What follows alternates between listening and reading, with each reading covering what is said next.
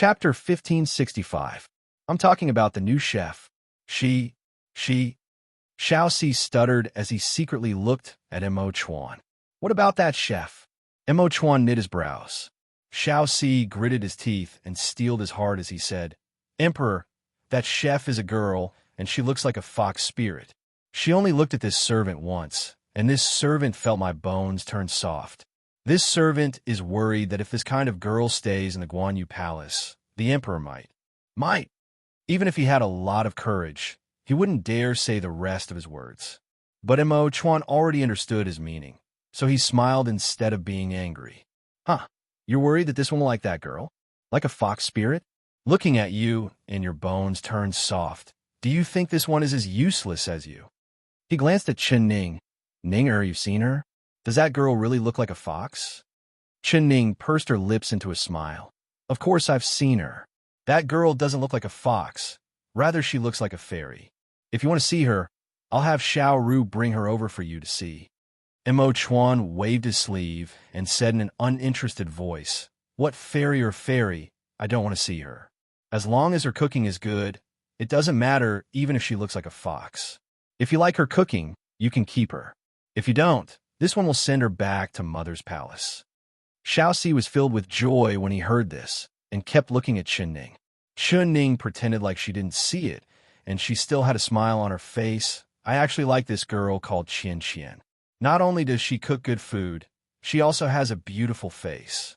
There's a phrase called beauty is a feast for the eyes. Have you heard of it before? Since you like her, then keep her. As for the phrase beauty is a feast for the eyes, this is the first time I've heard it. Why don't you tell me, what do these words mean?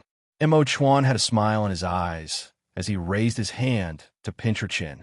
His deep dark eyes looked at her without blinking, making her face turn red and her heart beat faster, especially since his words were filled with teasing. She couldn't help saying in a slightly angry voice, Mo Chuan. He was teasing her in front of Xiao Si. He was the ruler of a country. Did he even want his face? Xiao Si scram. Mo Chuan didn't even look at Xiao Si as he shouted in a deep voice. Xiao Si's head was almost touching the ground. He had long wanted to run away, but without the emperor's orders, he didn't dare leave. Hearing this, it was as if he had been granted amnesty.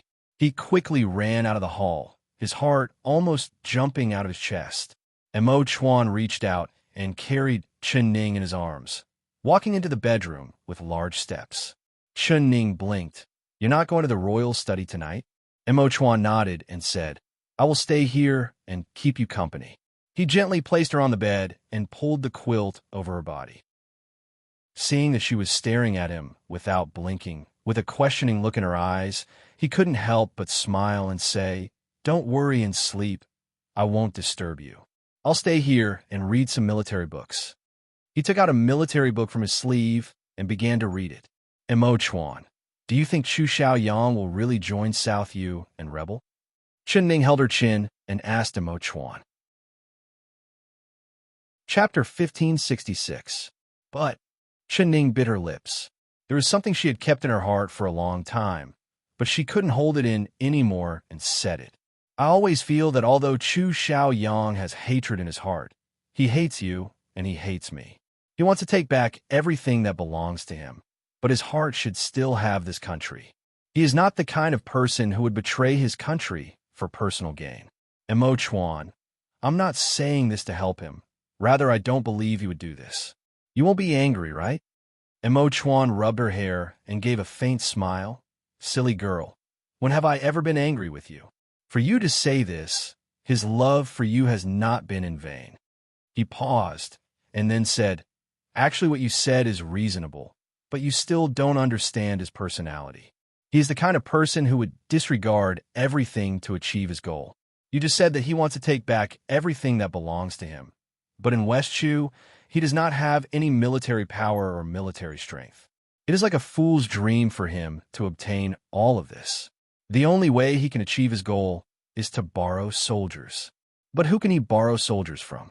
Northern Qi has just expressed their goodwill to our West Chu, so they would not send troops to attack our West Chu for a king that has lost his power.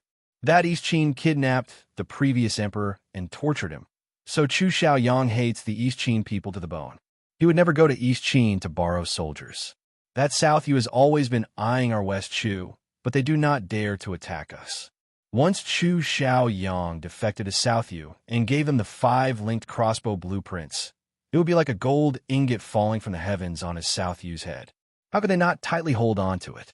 So I can guarantee that the South Yu will happily borrow soldiers from Chu Xiaoyang and have him bring the elite soldiers of the South Yu to attack our West Chu. For the South Yu, this is only good for them. If I'm not wrong, this war is imminent and cannot be avoided. Chen Ning listened to his analysis and finally gave a sigh. She was silent for a long time. After a while, she said, "Once the South Yu soldiers, there will be no more peace. The poor commoner's days of peace and contentment will soon come to an end. Who knows how many soldiers will die on the battlefield, and how many families will be torn apart. If I knew it would be like this, I wouldn't have been merciful to Chu Xiaoyang in the beginning." She angrily slammed the bed. "All right, we'll talk about this later. Just obediently close your eyes and sleep first. If you don't sleep, don't blame me for not letting you sleep." Mo Chuan looked at her with a hidden meaning. All right, I'll sleep. Mo Chuan, don't work too hard." Mo Chuan pulled her head back into the blanket and only revealed her eyes to look at him. "And I know. Go to sleep." He smiled and covered her eyes with his palm. After a while, he moved his hand away. He saw her breathing was light and her eyes were closed. She had already entered the land of dreams. The smile on Mo Chuan's smile disappeared. Mo Chuan's face. The Mo Chuan, long time Mo. In Ning Chun back. He Mo long ago in reality. He didn't have the slightest confidence in this battle against Nangyue. The matter of Chu Xiaoyang defecting to South Yu had not been spread yet. There were only a few people in the court that knew of this matter. These people were his loyal subjects, but they were all civil officials and did not know how to lead troops in a battle. Chapter 1567. He hoped that there would be a day when Chu Xiaoyang could lead the West Chu army to the east and defeat East Qin, saving the previous emperor. But he never would have thought that the Chu Xiaoyang he had spent so much effort to train would one day turn around and bite him.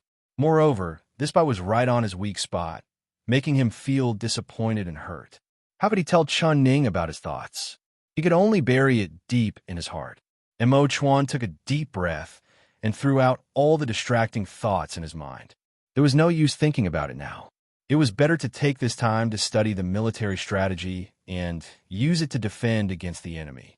He picked up the military strategy book and calmed his heart down before carefully reading it.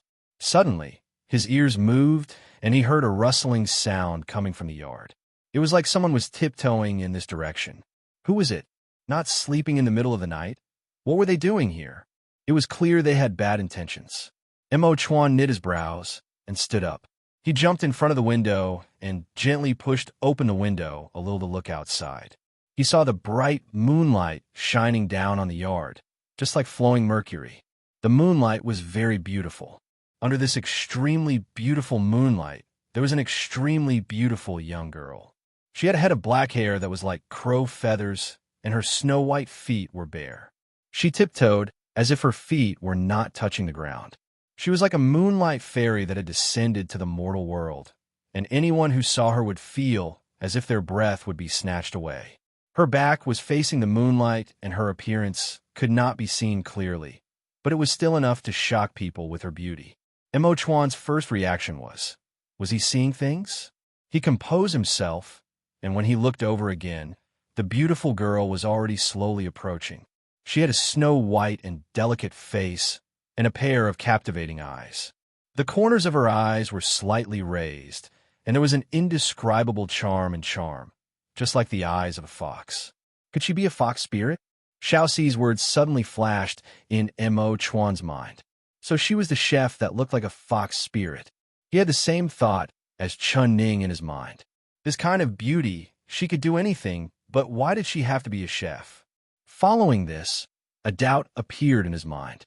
Why did his mother send this kind of beauty to the Guan Osprey Palace?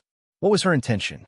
This beautiful girl Qian was naturally the appearance of the thousand-faced young master in women's clothing. The Zhaorong princess was covered in bumps from being bitten by the bugs, and the pain was hard to bear. She placed all of this hatred on Chenning's head. When she returned to the palace, she told her father about sending the red-clothed young master into the palace. She gritted her teeth and said that she was going to use this red-clothed beauty to steal the emperor's cousin's heart, making Chunning lose his favor and be banished to the cold palace.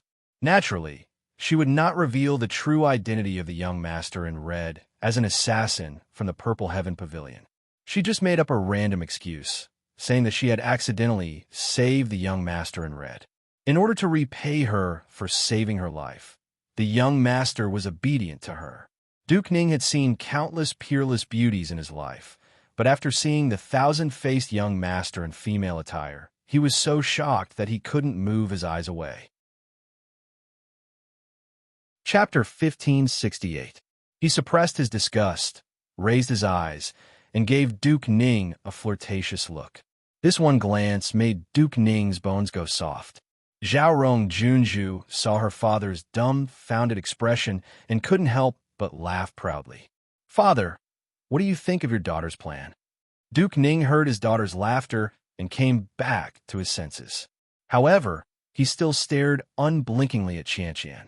The thousand-faced young master blushed slightly and lowered his head, pretending to be shy. He was like a budding flower that was about to speak and was even more touching. Very good, very good. Daughter, I couldn't tell that you found such a beauty. With such a beauty, your plan will definitely succeed." Duke Ning stroked his beard and smiled. Zhaorong Junju's eyes lit up. "Then, father, quickly send her into the palace. When cousin the emperor sees Qian, he will immediately be enchanted by her. As long as he is enchanted by Qian, he will naturally dump that little b asterisk tch. I already can't wait to see how that little b asterisk tch will look after she loses favor and is banished to the cold palace." Duke Ning was even more astute. He knew that if he rashly sent such a fairy-like beauty into the palace, in the eyes of others, it would be seen as Sima Zhao's evil intentions. He wouldn't be so stupid as to leave behind the excuse that he had enchanted the emperor's heart. As for such a stunning beauty, of course, he would send her into the palace.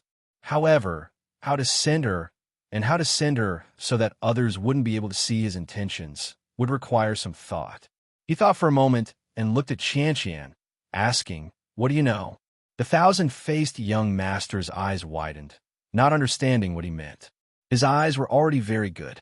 With this slight opening, his gaze was even more captivating. Duke Ning was shocked once again. He hurriedly averted his gaze. His old heart thumped wildly in his chest for a while before it slowly calmed down. He was even more happy. This girl called Qian was a beauty rarely seen in 10,000 years. He had lived for so long and almost couldn't control himself when he saw her. The emperor was young and full of vigor. How could he not be tempted by such a beauty? Do you know how to play the guqin? Dance? Sing? Paint? Write poems? Lyrics? What? You don't know anything? Duke Ning calmed himself down and asked the thousand-faced young master again, who knew that the girl called Qian would shake her head the moment he asked. Duke Ning's face immediately revealed a look of disappointment. This young lady was actually a good-for-nothing idiot. Although the emperor was young, he was knowledgeable and talented. He would definitely not only like a pretty flower vase. How long would he be able to satisfy others with his beauty? If she wanted to capture a man's heart for a long time, she couldn't just rely on her incomparably beautiful appearance. Zhaorong, why doesn't she know anything? Do you think that your cousin the emperor would like such a pretty vase? Duke Ning flicked his sleeve and instantly lost interest in Qian. He unhappily scolded Zhaorong Junju. Chapter 1569. Which man in this world doesn't fall head over heels for him? We showed up just now. Even you, father, were stunned. Don't think that I didn't see it. Zhaorong Junju said without thinking. Cough, cough, cough. Duke Ning's old face blushed again and revealed an embarrassed expression. He quickly coughed a few times to cover it up. He thought about it carefully. His daughter's words were somewhat reasonable. With just one look at Lady Qianqian's bewitching eyes, how many men wouldn't be blinded by lust? As the saying goes, beauty is a feast for the eyes. Just looking at her beautiful face was enough. Who would have the mind to think if this beauty could play the guqin, sing, or recite poems? But he always needed a reason to send her into the palace to hide his true intentions. Qianqian, you don't know any of the talents of these noble ladies. Then do you have any other specialties? As a woman, you can't not know anything, right? Didn't your mother teach you anything? State Duke Ning didn't give up and asked again. Who said I don't know anything? I know how to kill people. The people I've killed are more than the rice you've eaten. But he couldn't say this no matter what. Thousand-faced young master pondered for a moment and realized that other than killing people, he had a skill. That was his culinary skills. This was because the pavilion master of the Purple Cloud Pavilion loved delicious food. As the young master of the Purple Cloud Pavilion, he naturally had to think of ways to gain the pavilion master's favor. Thus, he racked his brains to study recipes. After so many years, it allowed him to practice superb culinary skills. The dishes he made were fragrant, and even the picky pavilion master of the Purple Cloud Pavilion was full of praises. Thousand-faced young master thought of this and made a gesture of cooking. What is the meaning of this? Duke Ning didn't understand and frowned. If you have something to say, say it. What are you gesturing for? Zhao Junju hurriedly said, Father, Qianqian can't speak. He's a mute. Mute. Duke Ning was shocked. He glared at Qianqian and instantly lost his temper. He scolded, Nonsense. Zhao Rong, you are becoming more and more ridiculous. You actually want your father to send a mute into the palace. And you even want to share the favor of your cousin, the emperor. Aren't you making trouble? Zhao Rong Junju pouted. Your daughter isn't messing around. So what if Qianqian is a mute, but his eyes can speak? Father, if you don't believe me, then look at his eyes. If Cousin Emperor saw them, wouldn't he be enchanted by them? Duke Ning's heart skipped a beat, and he couldn't help but look at Qianqian's eyes. At first glance, he only felt that her eyes were watery, charming, and bright, and she seemed to want to say something. Not bad. She really had a pair of eyes that could speak. A smile appeared on Duke Ning's face as he asked pleasantly, What did you mean by that gesture? The thousand-faced young master made a stir-frying gesture, and then made a gesture of stuffing food into his mouth. This time, Duke Ning and Princess Zhao Rong understood. Father, he said he knows how to cook. Zhao Rong Princess shouted. Tea. Duke Ning pondered for a moment and nodded his head slightly. Not bad, this is a good skill. It's 100 times better than the ability to recite poems. Daughter, did father ever say a word to you? Zhao Rong Junju said coquettishly. Father has said too much. How can I remember every word? Chapter 1570. The Zhao Rong princess happily said, Father, you mean you agree to send Qianqian into the palace? Duke Ning stroked his beard and said with a smile, That's right. Moreover, father has thought of a perfect method. He did not wait for Zhao Rong to ask, and had the thousand-faced young master cook a few dishes. After tasting it, he was filled with praise, so he immediately sent people to send the thousand-faced young master to the Peaceful Life Palace. He only said that the Duke Ning Palace had obtained a new chef that was specially sent to the Empress Dowager. The Zhao Rong princess was filled with dissatisfaction as she kept asking Duke Ning, Father, didn't you want to send Qianqian to the Emperor's cousin? Why are you sending her to the Empress Dowager? If you give her to the Empress Dowager, the Emperor's cousin won't be able to see Qianqian. Silly girl, do you think the Empress Dowager is as stupid as you? If father gives Qianqian to her, the Empress Dowager will naturally understand father's meaning. She doesn't like Chun Ning, so if she sees Qianqian, what do you think she will do? Will she let Qianqian cook in her Peaceful Life Palace for the rest of her life and be a chef for the rest of her life? You can be assured, she definitely won't let down Qianqian's beauty. If father directly gives Qianqian to the emperor, it will only cause the emperor to regret and be suspicious. He will be suspicious of Qianqian, and no matter how beautiful Qianqian is, he won't be able to get close to her. But if the Empress Dowager bestowed a chef to him, he would not be on guard. When he accidentally saw that this exquisite chef was actually a fairy-like beauty, he would definitely be smitten by Qianqian's beauty. No matter how beautiful the fresh flowers are, they can't compare to the wild flowers on the side of the road. Men, they all have the same mentality. Duke Dingwa smiled faintly and stopped there. The Zhaorong princess was stunned and said in a happy voice, "Father, you're the most thoughtful." The father and daughter's plan was naturally told to the thousand-faced young master, but the thousand-faced young master also agreed. He entered the peaceful life palace and showed a bit of his skills, obtaining Empress Dowager Zhou's praise. Empress Dowager Zhou followed Duke Ding's expectations and quickly sent him to the Guanyu Palace on the same day. The thousand-faced young master had not expected things to progress more smoothly than he had imagined. He had successfully entered the imperial palace as a woman and arrived at the side of the enemy he had a deep-seated hatred for. Furthermore, he was living in the same courtyard and under the same roof as her. The room Xiaoru arranged for him was next to her room, only separated by a wall. What the thousand-faced young master did not expect was that when he was dressed as a man, Xiaoru, who was afraid of him like a snake or scorpion, would like him dressed as a woman. When she looked at him, her eyes were like little stars, as if she wanted to dig out her heart and treat him well. He really was a fool. The thousand-faced young master looked down on Xiaoru in his heart while enjoying Xiaoru's care. Xiaoru ran around for him, personally helping him decorate the room, laying out the bedding, and even giving him the royal clothes that Chun Ning had given her. Xiaoru was not willing to wear these fine clothes, but now she generously gave them all to the thousand-faced young master. It was a pity that her good intentions had been fed to a dog, and it was a heartless large wolf dog. The thousand-faced young master laid in the soft and fragrant bed Xiaoru had prepared for him, but his heart was thinking about how to carry out his plan.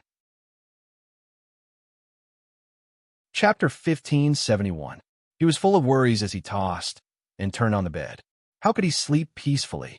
Since he couldn't sleep, he might as well go out for a walk and take a look around. Speaking of which, this wasn't the first time he had come to Guan Osprey Palace. The last time he came, he had gone on a killing spree and killed everyone in the palace. There was only one fish that escaped, and that was that idiot called Xiaoru. Of course, he had intentionally let that idiot called Xiaoru escape. If he really wanted her life, let alone one Xiaoru, even 10 Xiaoru wouldn't be able to survive. But at the time, he didn't want Xiaoru to die. Xiaoru was also one of the people who had caused him to be hung naked in front of the city gates.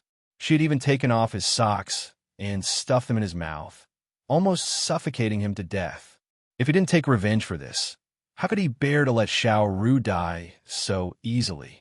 The thousand-faced young master quietly got up.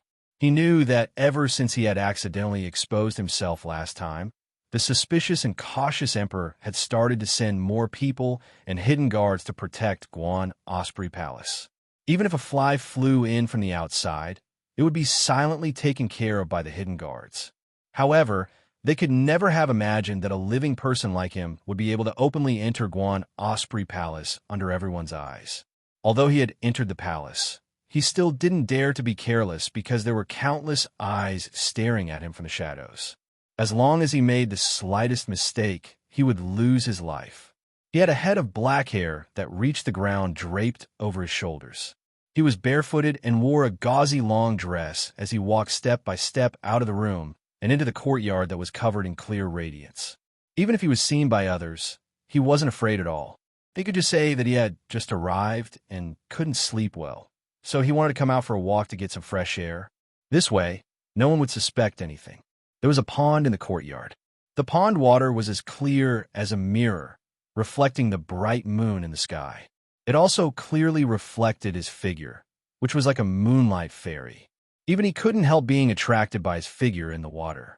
He walked over to the pond step by step and stood by the water, silently looking at his reflection. His long, misty hair was gently swayed by the night wind, and a few strands of it brushed past his snow-white and charming face, adding a bit of charm to him. His pair of soul-stirring eyes were immersed in the mist, appearing even more blurred. So beautiful! He couldn't help stroking his hair as he looked at himself in a daze, letting out a soft sigh in his heart. He never knew that he would be this beautiful when he was disguised as a girl. He didn't know how his appearance would compare to the woman he hated to the bone. Looking at his reflection in the water, Chun Ning's appearance appeared in his mind, and he began to secretly compare. He was like a red spider lily by the water, enchanting and charming, tempting people's hearts. Chun Ning was like a lotus in the water, slender and elegant, unreachable. As long as it was a man, he would definitely fall in love with her at first sight. A beautiful rose was always more eye-catching, wasn't it? The thousand-faced young master looked at himself and gave a satisfied smile. When he smiled, the beautiful girl in the water also smiled. That smile was peerless and hard to describe. Chapter 1572. He did not know when, but beside his reflection in the water, there was suddenly a man's figure. That man was wearing a black robe and had a very handsome face. His thin lips were slightly pursed, and he had a dignified expression as he coldly looked at his reflection in the water. "Who are you?" That handsome man that was like a god from the ninth heaven opened his thin lips and spoke in a cold voice. His voice was very clear, and it was as pleasant as a piece of jade. The thousand-faced young master couldn't help shivering as he felt a chill run down his back. He opened his mouth and wanted to say, "I am Qian," but he suddenly realized that he was pretending to be mute. At the same time, he recognized who this black-robed man behind him was. He was Mo Chuan, the young and handsome emperor of the West Chu country. He was also one of the targets he needed to deal with in the palace. What he needed to do was seduce him. The thousand-faced young master was pleasantly surprised. He never thought that he would meet his target so easily. He thought that he would have to wait a few more days, but now the chance had come unexpectedly. Under the moonlight, the fairy-like girl was reflected in the water. Her black hair and snow-white face, especially those eyes that were wide open because of shock, there was not a single part of her that wasn't beautiful. There was no man in this world that wouldn't be moved when they saw this scene. The thousand-faced young master was very confident. He used his watery eyes to look at Mo Chuan, but his feet were silently moving in the direction of the pond without leaving a trace. Suddenly, he stepped on empty air. His beautiful eyes revealed a look of panic as he looked at Mo Chuan for help. The snow-white robe on his body fluttered in the wind, and he fell into the pond with a beautiful posture. Facing a beauty who lost her footing, there was no man who wouldn't reach out to save her. The thousand-faced young master's calculations were very good. He closed his eyes and waited for the young emperor to embrace him in the next moment. His plan was already half successful. Of course, he would not throw himself into his arms so easily. He wanted to reject him, first giving him a shy and timid look, then pretending to be shocked and pushing him away. Then he would run away and deliberately leave behind a handkerchief. Men, they wouldn't cherish things that are obtained too easily. Only when they can't eat it will they never forget it. He was very confident, but in the next moment, the fake panic in his eyes became real panic. He found that the young emperor was standing where he was, a pair of bottomless black eyes looking at him like an ancient well without any ripples. However, the emperor's hands were behind his back, and he did not move at all. He just watched as he fell into the pond. Impossible. How could it be like this? There must be a problem somewhere. It was impossible for him to not reach out to save a beauty like this. The thousand-faced young master was alarmed and furious. Before he could figure out why, he felt a chill under his body. With a splash, he fell into the pool, creating a huge splash. He knew how to swim, but he pretended that he didn't know how to swim at all. He struggled in the water, sometimes sinking and sometimes rising. A pair of snow-white, jade-like arms stretched out of the water, matched with that pear-blossom dewy face. Her eyes were filled with tears as she pitifully looked at the indifferent man on the shore. Why was he just standing there without moving? Could it be that he saw something? That was that. Chapter 1573. Gudong. He wanted to open his mouth to call for help, but the ice-cold water entered his mouth. He had no choice but to drink a large gulp, and the tears in his eyes flowed down, falling down his cheeks like crystal drops of dew. He did not believe that the young emperor would stand by when he saw that he was about to drown. He began to drink large gulps of water and slowly stopped struggling. His beautiful, immortal-like figure slowly sank to the bottom of the pond, but his beautiful eyes were wide open the entire time, looking at the man on the shore without blinking. What happened? What happened? It seems like a stone fell into the pond. The eunuchs and maids who heard the commotion woke up from their dreams and ran out to take a look. What they saw was the scene of the thousand-faced young master slowly sinking into the pond. It was very beautiful. Ah, it's Miss Chanchian. Xiaoxi quickly rushed over and saw the thousand-faced young master with a single glance. He let out a cry of surprise. Save her! Quickly save her! What are you all standing there for? Mo Chuan's black-clothed figure was hidden in the shadows. The people rushing over did not notice his existence at all. All of the palace servants came to their senses and jumped into the pond like dumplings to save people. Xiaoxi also jumped in without hesitation. This girl that was as beautiful as a fairy. He couldn't let her drown like this no matter what. He only had one thought in his mind, which was to look around the pond with wide open eyes. The pond was dark in the night, and he reached out to grab something. Suddenly, he caught a smooth and delicate arm and grabbed it, bringing him to the surface. The thousand-faced young master drank a stomach full of water. As long as Xiaoxi jumped in, he would have turned from a fake water ghost to a real water immortal. He lay on the shore and leaned against Xiaoxi's body. He began to spit out the water in his stomach, cursing that Mo Chuan who didn't save him 7,000-8,000 times in his heart. Bastard! Damn! That blind man! No, he wasn't a man at all, because there was not a single man in this world that would remain indifferent to a beauty falling into the water. There was only that monster called Mo Chuan. Miss Chanchian, are you feeling better? Xiaoxi patted his back, helping him spit out the water. He asked with a bit of worry, feeling a bit of fear when he thought of the scene just now. If Chanchian really drowned, and this matter reached the Empress Dowager's ears, it would be another storm. The Empress Dowager would think that the Empress couldn't tolerate this fox-like beauty, so she purposely caused her death. There were too many things like this happening in the palace. It was not strange at all. But Xiaoxi believed that the Empress would not do such a thing.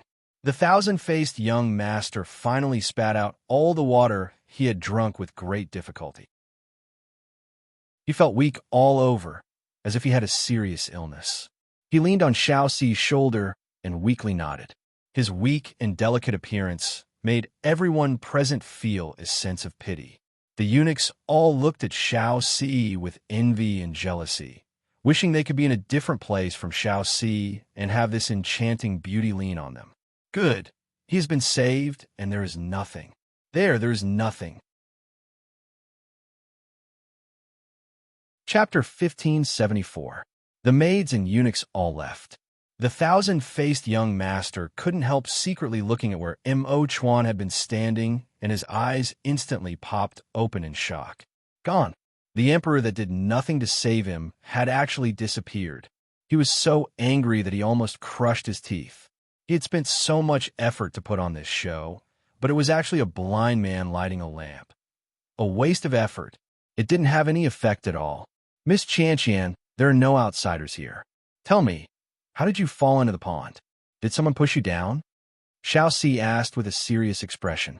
The thousand-faced young master was absent-minded and didn't hear what Xiaoxi said at all. He just randomly shook his head. No one pushed you? Did you fall in yourself? It's so late at night. You're not sleeping in your room. What are you doing by the pond? Xiaoxi's voice became even more serious. He was not courteous just because the other party was a peerless beauty. On the contrary, he only felt that this beauty called Chanchian made him feel a special sense of crisis, especially when she fell into the water. Her whole body was drenched, like a lively mermaid. Xiaoxi couldn't help secretly rejoicing. It was a good thing that the emperor was sleeping with the empress and didn't see this charming mermaid. The thousand-faced young master looked up, and his watery eyes filled with tears as he looked at Xiaoxi. His eyes were filled with grievance.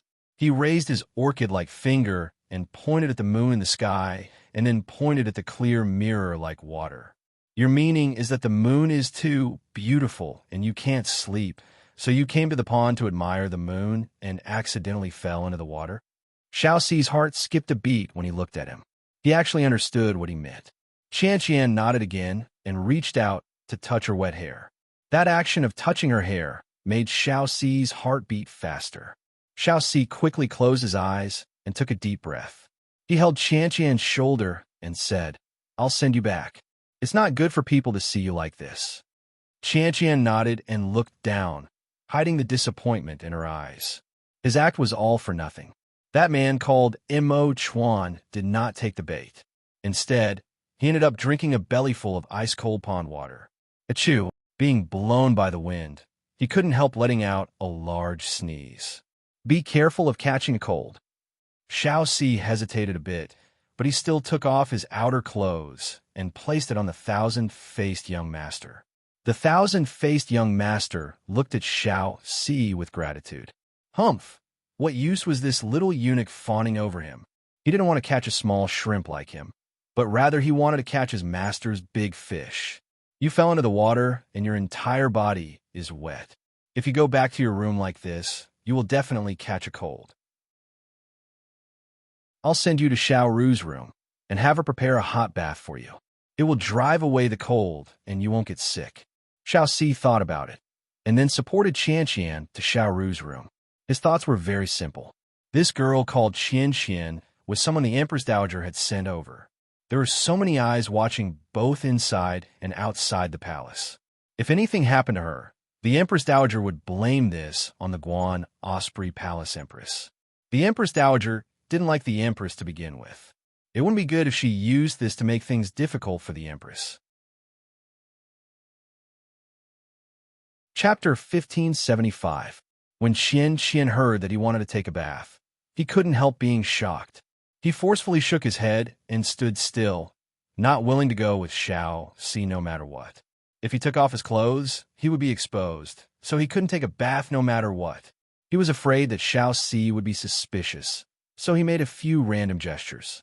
His meaning was that it was already so late and he shouldn't bother Xiaoru. Xiaoxi actually understood and shook his head in disapproval.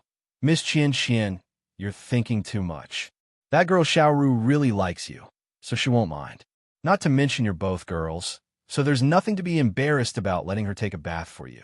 It's inconvenient for us eunuchs, but if Miss Qian doesn't mind, this Xiaoxi is also willing to help Miss bathe. The thousand-faced young master's face instantly turned red. He glared at Xiaoxi in embarrassment and anger. This little eunuch was actually trying to take advantage of him. Damn, he wouldn't have fallen for him, right? Humph. Once this young master finishes his wish, the first thing I'll do is dig out your stinky brat's eyes. Xiaoxi gave a laugh. Seeing that Qian no longer objected, he walked in front of Xiaoru's door and forcefully knocked on it. Xiaoru. He called out several times before Xiaoru's sleepy voice came from inside. What is it? Is the young miss calling me? She had always slept like a log, not even hearing the loud noise outside. Only when Xiaoxi forcefully knocked on the door did she wake up. She opened the door with a head of messy hair and saw Qian, who looked like a drowned rat. She was instantly shocked. Qian, what happened to you? Why are you soaking wet? Is it raining? But why didn't I hear the sound of thunder?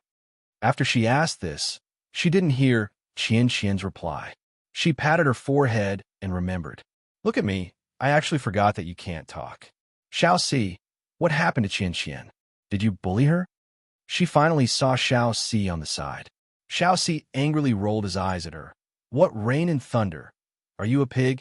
Sleeping like a log, you don't even know what happened. What kind of servant are you? Ah, you dare call me a pig? Xiaoru unhappily curled her lips. All right, I was just joking. You're Xiaoru. How could I dare scold you? Just now, Qian couldn't sleep.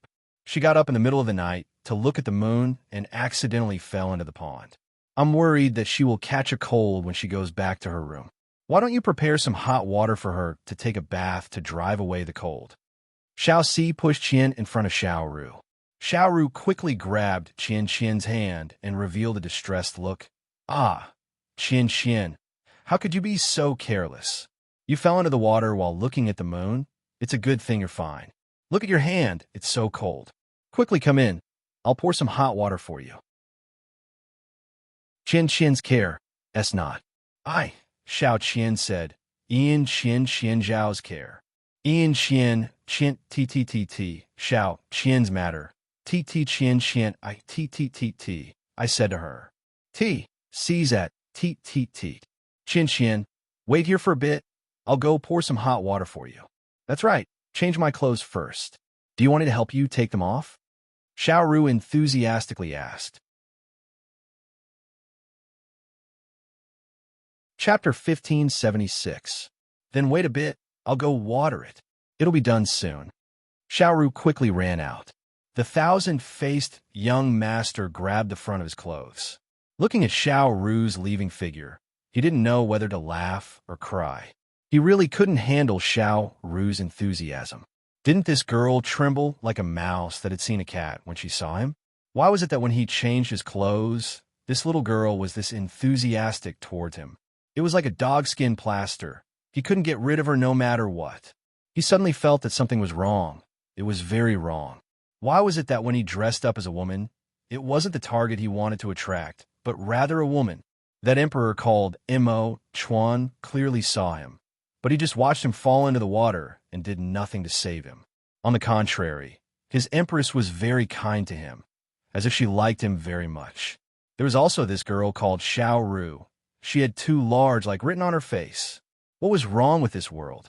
The thousand-faced young master was sitting there wondering when Xiao Ru came back. Qian, the water is ready, and I've prepared all the things you need to bathe. Quickly go bathe in the next room. I'll help you over. Qian wanted to refuse, but she suddenly remembered that she was pretending to be mute. She quickly shook her head and gave a thankful gesture. Are you embarrassed?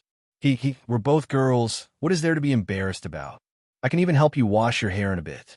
Yeah, Qian, your hair is really good. It's so thick and dense. Xiao Ru opened her mouth and began chattering like a sparrow. The thousand-faced young master wished he could stuff her mouth with a piece of cloth. He was afraid that Xiao Ru would keep talking, so he quickly raised his hand and made a few gestures. Xiao Ru tried to guess. You're saying you're hungry and you want to eat something? The thousand-faced young master quickly nodded. All right, then I'll go get something for you to eat. Qian, what do you want to eat? He drew a circle and then stretched out 2 fingers. 2 steamed buns. Xiao Ru guessed. He quickly shook his head and drew another circle. 2 steamed buns. He forcefully nodded. All right, then I'll go see if there are any steamed buns in the kitchen. You can go bathe first. I'll be back soon. Xiao Ru was very happy to do things for him, so she happily left. The thousand-faced young master finally heaved a sigh of relief. He walked to the washroom at the side, closed the doors and windows, and took off his soaked thin muslin clothes. Looking at the 2 large white steamed buns that had been soaked in water, he grabbed them and threw them out of the window. He sat in a bathtub filled with hot water and let out a comfortable sigh before closing his eyes. Although he had a bad start today and was unable to lure the young emperor into the water to save him, no one had seen through his flaws, so he could continue to stay. As for revenge, he was not in a hurry. There was still a lot of time. He had plenty of time to play with them. The future was still long. Qian, I'm bathe a bit. The thousand-faced young master sat in the bathtub with his eyes closed, completely forgetting how much time had passed. When he heard Xiao Ru knocking on the door, he was shocked. This is bad. That stupid girl is here again. He knit his brows and stood up. He grabbed the clean clothes that Xiao Ru had prepared for him and wrapped them around his body. He walked out of the bathtub and opened the door to the bathroom. Chapter 1577. Qian, I found the 2 biggest steamed buns for you. Here, they're for you. The thousand-faced young master looked at the 2 steamed buns that were bigger than his fist, and the corner of his mouth twitched. He wanted steamed buns, but weren't these steamed buns a bit too big? But it was better than nothing. He reached out to take them and smiled at Xiao Ru. Then he closed the door with a pung sound, shutting Xiao Ru outside. What's wrong with Qian? Why is her smile so strange? Also, why do I feel like she's different from before? Xiaoru scratched her head in puzzlement as she revealed a puzzled look. After a while, the thousand-faced young master opened the door. His chest was like two small hills, making his waist look even more slender. Only the steam buns that Xiaoru chose for him were too big, making him feel very uncomfortable. Qian, you're out. Where are the steam buns? Did you eat them all? Xiaoru looked at Qian's empty hands, and her eyes opened wide in shock. Wasn't the speed at which she ate the steam buns a bit too fast? The thousand-faced young master nodded and gave her a thank-you gesture. Xiaoru couldn't help looking at her with sympathy. Qian, you must be very hungry. I never thought that you would make such delicious food, but you're still hungry. Next time you cook, you can secretly eat a bit and no one will find out. Are you full from these two steam buns? If you're not full, I'll bring you two more. The thousand-faced young master's lips twitched again, and he quickly shook his head. He gave a yawn and pretended like he was going to sleep. You're sleepy? All right, after this long, it's almost dawn. How about you sleep with me? The two of us can talk, and you won't fall into the pond because you can't sleep. I forgot. You don't know how to talk. Don't worry. I'll tell you stories. I can tell very good stories. It's all told to me by Xiao Si. Qian, sleep with me, all right? Xiaoru suddenly blinked her large eyes and looked at him with an expectant expression. This girl that was as stupid as a donkey couldn't have seen through him, right? Why was she always pestering him? She even wanted to sleep on the same bed as him? The thousand-faced young master's heart skipped a beat, and he slightly looked down at Xiaoru. He was a head taller than Xiaoru, and Xiaoru was very petite in front of him. Her large eyes revealed a pure glow, looking very innocent and pure. She didn't seem like she had seen through his face. Could it be that this lass has really fallen in love with me, and that's why she wants to sleep with me? Thousand-faced young master looked at her longing eyes and actually couldn't bear to refuse. Just as he was about to nod, he suddenly remembered his identity. He was a man, so how could he sleep with this little girl? He resolutely shook his head. Xiaoru revealed a disappointed expression. Qian, do you not like me? Do you think I'm stupid and annoying like everyone else? She bit her lips, and a layer of tears appeared in her big eyes. Other than the young miss, no one liked her. Zhui Feng hated her, and Xiao Si was no longer friendly to her. He had just called her a pig, and now that there was finally a beautiful woman like a goddess, he was acting like he was 1,000 miles away from her. Was she really this stupid and hateful? Chapter 1578. No. This girl was Chun Ning's most trusted person, so he had to win her over. He couldn't let her have a bad impression of him. Otherwise, it would be bad for him in the future. Thinking about how the thousand-faced young master had lived for over 20 years, he had never learned how to coax a girl. This was the first time, and he didn't know how to do it. He just remembered that Zhao Rong Princess had told him that a man's bones would turn soft if he gave her a flirtatious look. Since he couldn't flirt with a girl, he would just wink at her. So he quickly patted Xiao Ru's shoulder and winked at her. Qian, what do you want to say? Are your eyes uncomfortable? Xiaoru didn't understand his meaning and looked at him with a concerned gaze. Idiot, I'm trying to be friendly with you. Can't you understand? The thousand-faced young master forcefully squeezed his eyes again. Qian, if your eyes are uncomfortable, then tell me. Come, I'll help you blow them. Xiaoru was suddenly enlightened. She stood on her tiptoes to help him blow his eyes. The thousand-faced young master didn't know whether to laugh or cry as he looked at Xiaoru. This girl's head was really carved from wood. He did not dare reject her. What would he do if this girl cried again? He could only let her stand on her tiptoes to help him blow his eyes. Qian, are you feeling better? He quickly nodded, meaning it was fine. Qian, you're really beautiful, especially your eyes. Xiaoru revealed two sweet dimples as she smiled. The more she looked at Qian, the more beautiful she felt, and her heart was filled with love. She had always been very lonely in the palace, so the maids and eunuchs were all very respectful to her. However, everyone knew that she was the empress' personal maid and the person the empress loved the most, so everyone respected her and did not get close to her. No one dared to say anything to her. Other than Chen Ning, there was no one else she could talk to. Today, Qian finally came. Although she didn't know how to speak, she had a very gentle personality. She instantly fell in love with her and only wanted to be friends with her. The thousand-faced young master's lips curled up as he gave another yawn. He couldn't keep entangling himself with this girl Xiao Ru, otherwise the sun would rise. Without his cultivation, he was like a normal person, needing sleep to replenish his energy. Especially after spending half a day in the pond, he was tired and wanted nothing more than to fall asleep on the bed. The thousand-faced young master quickly nodded. "All right, then I'll send you back to your room." Xiao pulled his hand. The young master thousand, Long Qian, Xiao, Qian, Ian Qian. While Xiao Ru walked, she was still looking at him reluctantly. Her eyes couldn't help being attracted by the fullness of his chest. Qian, say. Shi Qian T.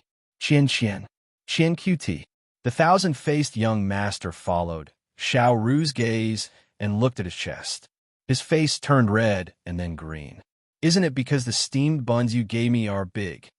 He awkwardly looked away and couldn't help holding the two steamed buns in front of his chest. It really was too big.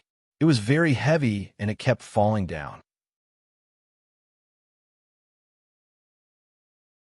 Chapter 1579. Qian, do you feel uncomfortable because it's too big? Xiao Ru was still staring at his chest as she asked this question at the last moment. The thousand-faced young master wished he could stuff her mouth with a cloth and cover her eyes with something. If she said one more word, he would find a hole in the ground to hide in. Qian, don't feel embarrassed. Actually, it's good that it's big. If you don't feel comfortable, I have a method. Xiao Ru looked at his red face and giggled. What method? The thousand-faced young master's eyes popped open. Did she find out that there were two steamed buns in front of his chest? You can take a piece of cloth and wrap it around your chest. As long as it's tight, you won't feel uncomfortable when you walk in the future. Also, my family's young miss made me a strange undergarment that is very comfortable to wear. I'll make a few for you according to your measurements, all right? Undergarment? What the hell was that? When the thousand-faced young master thought of how a man like him would look wearing an undergarment, he felt a chill run down his spine. He quickly shook his head. Take a piece of cloth and wrap it around it. This was a good idea. He really didn't want to discuss the topic of Xiao Ru's chest with this girl anymore. He stopped and made a hand signal to Xiao Ru, telling her that he had arrived and that she should go back to her room to sleep. Xiao Ru was reluctant to leave. You really don't want me to sleep with you? I'll tell you stories and you'll unknowingly fall asleep. No, definitely not. The thousand-faced young master firmly shook his head. All right then, have a good rest. I'll come talk to you tomorrow. Xiao Ru looked back every 3 steps, just like a pure little deer. The thousand-faced young master gritted his teeth and turned back into his room, closing the door with a pung sound. No, he couldn't keep entangling himself with this stupid girl. Otherwise, he was worried that when the day came, he wouldn't be able to make a move.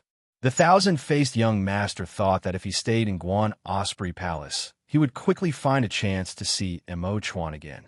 But after 3 days, Mo Chuan didn't appear in Guan Osprey Palace at all and stayed in the royal study every night. When Empress Dowager Zhou heard this news, she couldn't help secretly nodding. What she was most worried about was that her son would be captivated by beauty. Since he liked beauties, then, as his mother, she would send him another stunning beauty. But Mo Chuan's performance made her very satisfied.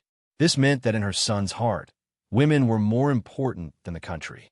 As long as he was not only devoted to his empress, she did not mind her son marrying a few more concubines. As the ruler of a country, what he hated the most was being devoted and spoiling one person. Su Jing, has there been any movements from the empress these past few days? The emperor hadn't returned to Guan Osprey Palace for 3 days, so the empress probably didn't feel good. She finally had a taste of being alone in an empty room. There are naturally Empress Dowager Zhou's spies in the Guanyu Palace, so any movement would be reported to Empress Dowager Zhou's ears. Su, there. Su's here. Su's Ning, Ming's he she of Zhou, Empress Ru Jin, she's masters, she's EMS, SS red, S. She's SS, she's Zhou, she's made emo. She's EMS long, he's he.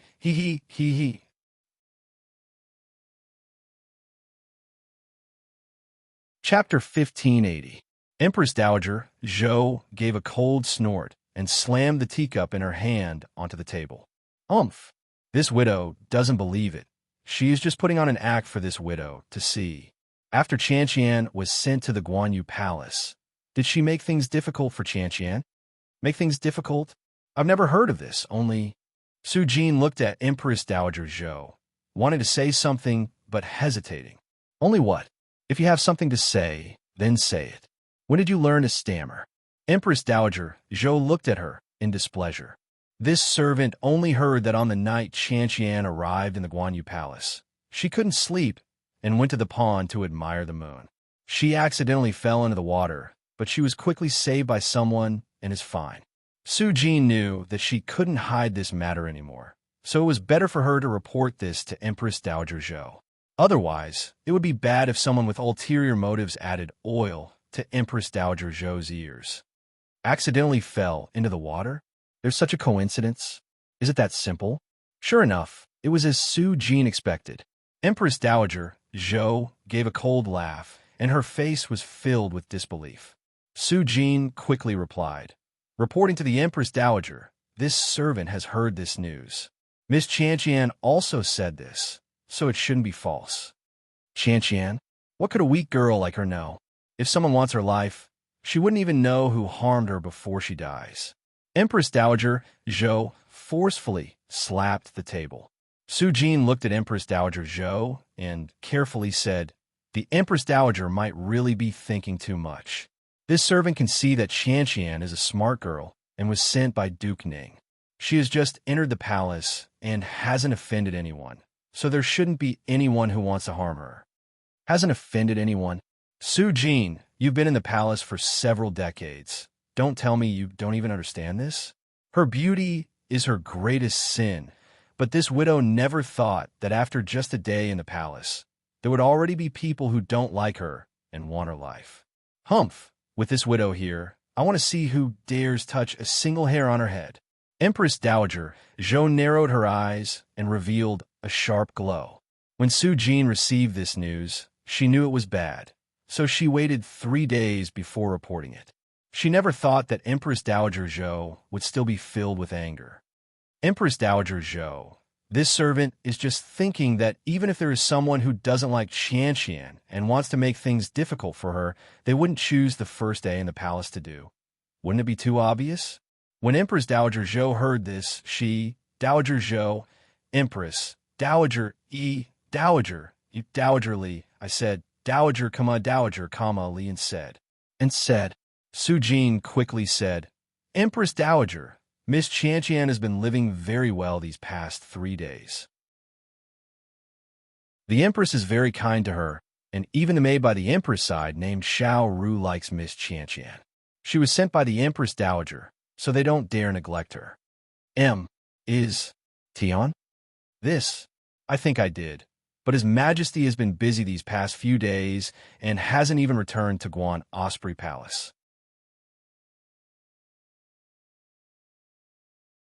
Chapter 1581. This servant will remember. Su Jin respectfully replied, all right, you can leave. Empress Dowager Zhou waved her hand. When Su Jin was prepared to leave, Empress Dowager Zhou suddenly thought of something and called out to her.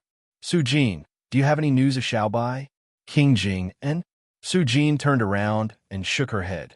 This servant has not heard of King Jing and's whereabouts. The emperor said that King Jing is wandering the world and has no place to stay.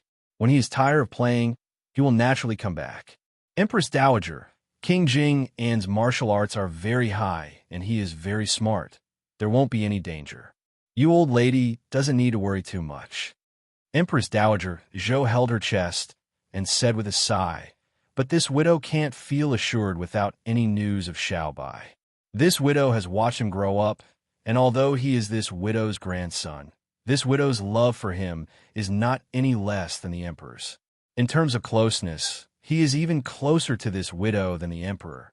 Now that he is wandering the world by himself, how can this widow not worry about him? He has been served by people since he was young. How could he endure the hardships of the Jianghu and that kind of suffering? My Xiaobai, just thinking about it makes my heart hurt. Su Jin had been by Empress Dowager Zhou's side for a long time. So how could she not understand Empress Dowager Zhou's feelings for Chu Xiaobai? But now that things had reached this point, she had no other choice and could only advise her. Empress Dowager, if you keep thinking like this, a few more strands of your hair will turn white. When King Jing comes back and his appearance hasn't changed, the Empress Dowager will be so old that you won't even be able to recognize King Jing, and you little girl, you're actually cursing this widow like this. Empress Dowager Zhou couldn't help glaring at Su Jin. This servant doesn't dare. Su Jin quickly bowed down. All right, this widow knows that you are comforting me. Stand up. Empress Dowager Zhou rubbed her forehead and gave a sigh. This widow also knows, but my heart is not at ease. Xiaobai has left, and Xiaoyang has also left. In the end, it is all because of that main culprit. She was filled with anger as she spoke. This matter was a thorn in her heart that she couldn't resolve no matter what. Su Jin stuck out her tongue and quietly left. After leaving the peaceful life palace, she couldn't help shaking her head and sighing. Actually, this matter had nothing to do with the Empress, but the ancient divine doctor could not resolve the resentment in the Empress Dowager heart. She really didn't know when the Empress would resolve the knot in the Empress heart. Perhaps when the Empress became pregnant one day and gave birth to an imperial grandson, seeing her own grandson, this thorn in Empress Dowager Zhou's heart would unknowingly soften. However, His Majesty had been busy with government affairs these past few days and hadn't even taken half a step into Guan Osprey Palace. When would the Empress get pregnant? Even if she entered Guan Osprey Palace, there was still that beauty called Qianqian. If His Majesty really took a fancy to her and neglected the Empress, what would she do? Su, Shi Chun, Shi Jin, Su Jin, Chun, Dower Su. Su Jin had been by Empress Dowager Zhou's side for many years, so she understood Empress Dowager Zhou's intentions. Since Empress Dowager Zhou decided to send Qianqian to the Guanyu Palace, she could see that Empress Dowager Zhou was clearly giving the Empress a hard time, expressing her dissatisfaction. Chapter 1582. Qianqian had a beautiful and enchanting appearance, while the Empress was elegant and refined. The two of them were like roses and orchids, one bright and one elegant, each having their own advantages. If she was a man, it would be hard for her to choose, not to mention the Emperor. His status was different, so naturally he could have one on his left and one on his right. If he really liked Qianqian, he could naturally take Qianqian into his harem as a concubine. Su Jin had a stomach full of worries as she unknowingly arrived at the gates of Guan Osprey Palace. Auntie Su Jin, the guard outside the door, saw her and loudly greeted her. Is the Empress in the palace? Su Jin thought that since she was here, she might as well go see the Empress and see how Qianqian was doing. Reporting to Aunt Su Jin, the Empress hasn't left the palace yet. I'm under the Empress Dowager's orders to come see the Empress. Aunt Su Jin, this servant will immediately report to the Empress. No need, you guys continue to guard here. I'll go on myself. Su Jin's sleeves gently waved as she walked into Guan Osprey Palace. Once she entered Guan Osprey Palace, she felt like she was surrounded by greenery. It was like she was in a paradise with scenery everywhere. Mo Chuan didn't make this Guan Osprey Palace as grand as the other palaces. There was no beauty in this palace, only elegance. Craftsmanship could be seen everywhere. The pavilions were hidden in the green forest, faintly discernible. Only the sound of flowing water could be heard. Su Jin suspected that she had walked out of the palace and arrived in a quiet mountain forest. Seeing this arrangement, she couldn't help admiring Mo Chuan's care in her heart. If he didn't love someone to the extreme, how could he treat them this carefully even thinking of every detail. The Empress was truly a blessed person. The Emperor could treat the Empress this carefully, so no matter how many fairies there were, the Emperor wouldn't take a second look. She suddenly let go of the worry in her heart, and her lips curled into a faint smile. "Aunt Sujin, why are you here?" Xiaoru came out of the small kitchen with a box of food. When she saw Sujin, she called out in a surprised and happy voice. "I was just passing by, so I came to greet the Empress," Sujin said with a faint smile. "Ah, this servant forgot to greet Aunt Sujin." Xiaoru quickly put down the box of food and bowed to Sujin. "We have the same status. Xiaoru, you don't need to greet me." "That won't do. The Empress has ordered this servant to respect the Empress Dowager and the people in the Empress Dowager's palace. Not to mention that Aunt Sujin has always taken care of my young miss, so this servant is very grateful," Xiaoru said straightforwardly. The smile on Sujin's lips couldn't help widening. She was thinking that if Empress Dowager Zhou heard this, perhaps she would change her opinion of the Empress. "Auntie, please wait a moment. This servant will go and report to my eldest Mississippi. If she hears that you're here, she will definitely be very happy." "Xiao, xiao, xiao, xiao, Su Ling, please, aunt, she said xiao. And, to say, Chan, comma, to say, hearing Xiao Ru's report, Chen Ning quickly put down the medical book in her hand and walked out. Chapter 1583. This servant, Su Jin, greets the Empress. Su Jin put down the box of food and respectfully bowed down. "Aunt, there's no need to be so polite. Let's talk inside." Chen Ning pulled Su Jin's hand and walked into the room, ordering Xiao Ru to bring some refreshments. Xiao Ru stuck out her tongue and shouted, I left the box of food in the small kitchen. Inside are the pastries that Qian just made. I'll go get it immediately." She quickly ran out. "Xiao Ru, I've already brought the box of food. It's on the ground outside the door," Su Jin said with a smile. "Ah, many thanks, Aunt Su Jin." Xiao Ru quickly brought the box of food in and placed the pastries on the table. Instantly, a sweet fragrance filled the air. Su Jin did not feel hungry at all, but when she smelled the fragrance and saw the exquisite pastries, she suddenly felt hungry. "Aunt, these pastries were made by Qian. Have a taste, and do you like it?" Chen Ning said with a faint smile. Su Jin was not polite as she picked up a piece of chestnut cake and placed it in her mouth. She felt that it was fragrant and soft, melting in her mouth. After swallowing it, there was still the fragrance of the chestnut in her mouth, leaving behind an endless aftertaste. "This chestnut cake is really good. I never thought that Qian would have this kind of skill. Not only is she good at making dishes, she even makes pastries this good. The Empress will have good food in the future," she repeatedly praised. Chen Ning revealed a faint smile without saying anything, but Xiao Ru straightforwardly said, "Aunt Su Jin, you don't know.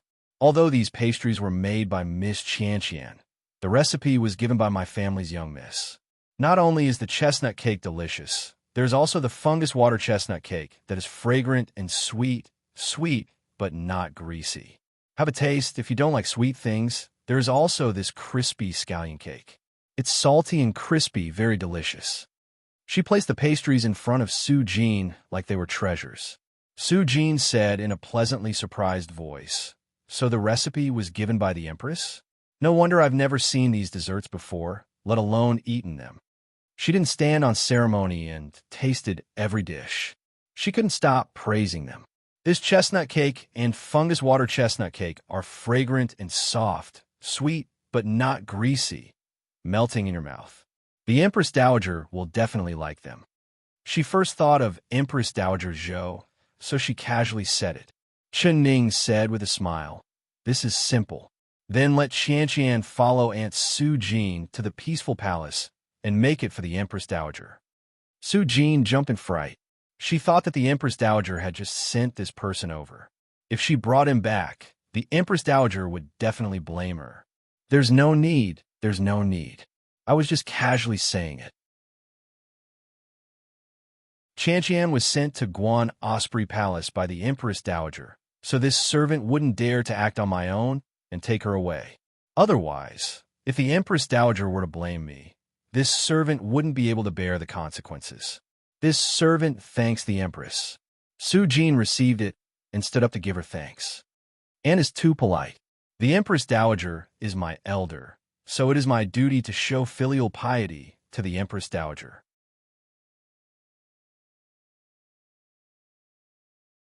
Chapter 1584. Aunt will personally ask her when we meet. Chen Ning turned to Xiao Ru and said, "Go invite Qian over." Not long later, Qian followed behind Xiao Ru. She walked in front of Chen Ning and bowed down. "No need to be so polite. This is Aunt Su Jin. She came to visit you after receiving the Empress Dowager's orders." Qian looked up and gratefully looked at Su Jin. She raised her hand and made a gesture. She said, "Thank you, Empress Dowager," and "Thank you, Aunt." Chen Ning translated for her. Su Jin said in a surprised voice, "The Empress understands sign language?" Chen Ning revealed a faint smile and said, "I've seen it in a book and unknowingly remembered it. I never thought I would be able to use it here. The Empress is knowledgeable. It really is admirable," Su Jin said in a sincere voice. The more she looked at Chen Ning, the more satisfied she was with her. This Empress was not only beautiful, she was smart, she had a good personality, and she knew a lot of things. She would give her a pleasant surprise from time to time. It was a pity that the Empress Dowager was prejudiced against her. She could not see her beautiful side and could not forget her status as the Dingyuan princess. If the Empress Dowager could solve the grudge in her heart one day, she would find that she had a daughter-in-law that everyone would envy. I can see that Qian is living a good life in the Guanyu Palace, and the Empress must be treating her very well. After the Empress Dowager finds out, she must be very relieved. This Miss Qian was sent to the palace by Duke Ning, so the Empress Dowager doesn't want her to suffer any grievances. Su Jin vaguely mentioned this. Aunt can be assured, in my eyes, Qian is the same as Xiao Ru. I will take care of her like my own little sister and won't let her suffer any grievances. Chen Ning looked at Qian and revealed a faint smile. Of course, this servant knows the Empress character, but this servant has heard that Qian fell into the water because of a mistake. Seeing that Qian is fine, this servant can tell the truth to the Empress Dowager. When Qian heard this, she quickly made a few gestures. These gestures were very simple. Even without Chen Ning's translation, Su Jin could understand them.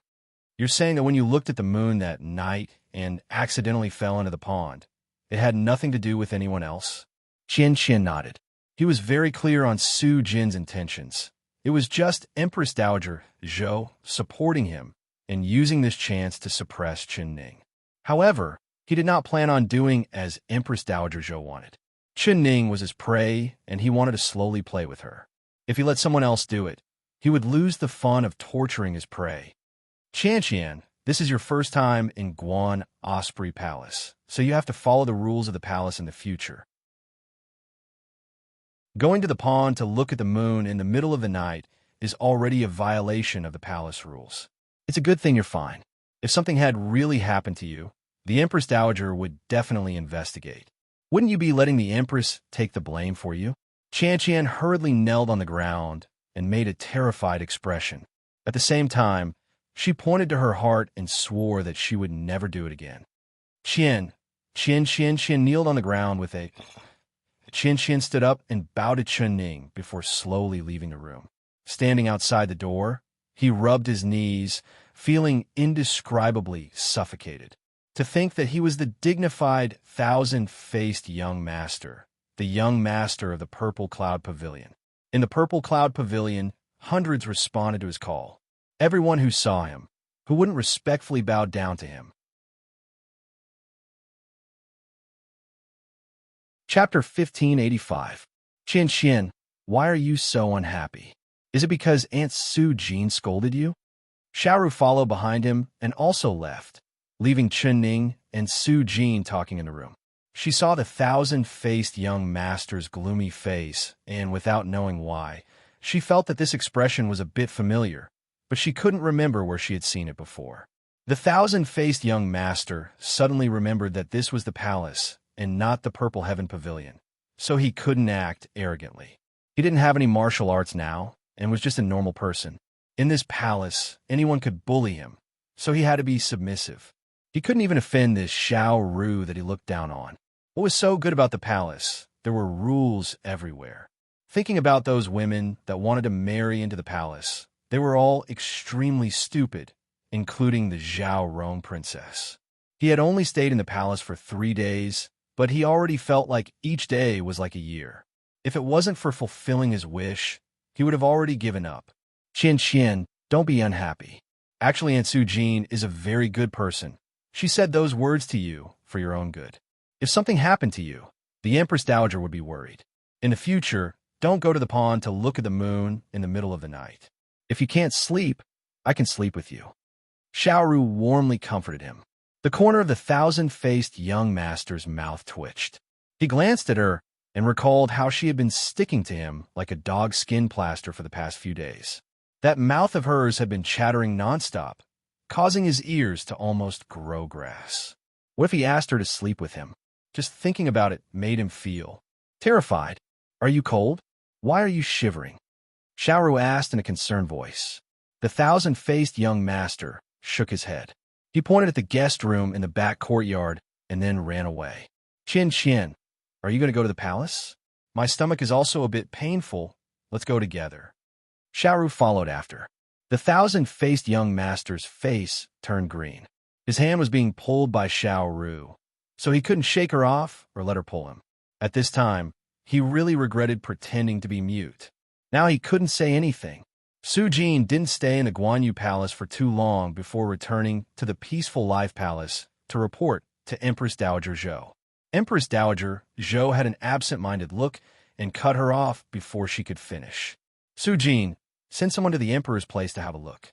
AI Jia always feels alarmed, as if something bad is going to happen. You don't have to go personally in the future. Just tell our people to pay more attention, whether she is well or not. AI Jia doesn't care. AI Jia is only worried about the Emperor. Yes, Empress Dowager. Su Jin quickly sent a clever little eunuch to inquire. Ji not long after Chun Ning sent Su Jin, into the palace. Your Highness, the Emperor is in the Imperial study. He has an urgent matter to discuss. Empress? Chun Ning knit her brows and immediately stood up. All right, I'll go right away.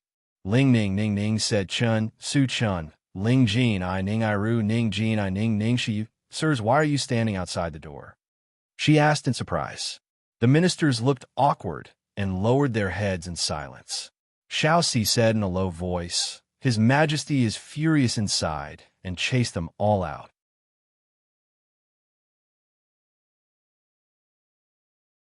Chapter 1586. Chun Ning nodded and gently knocked on the door.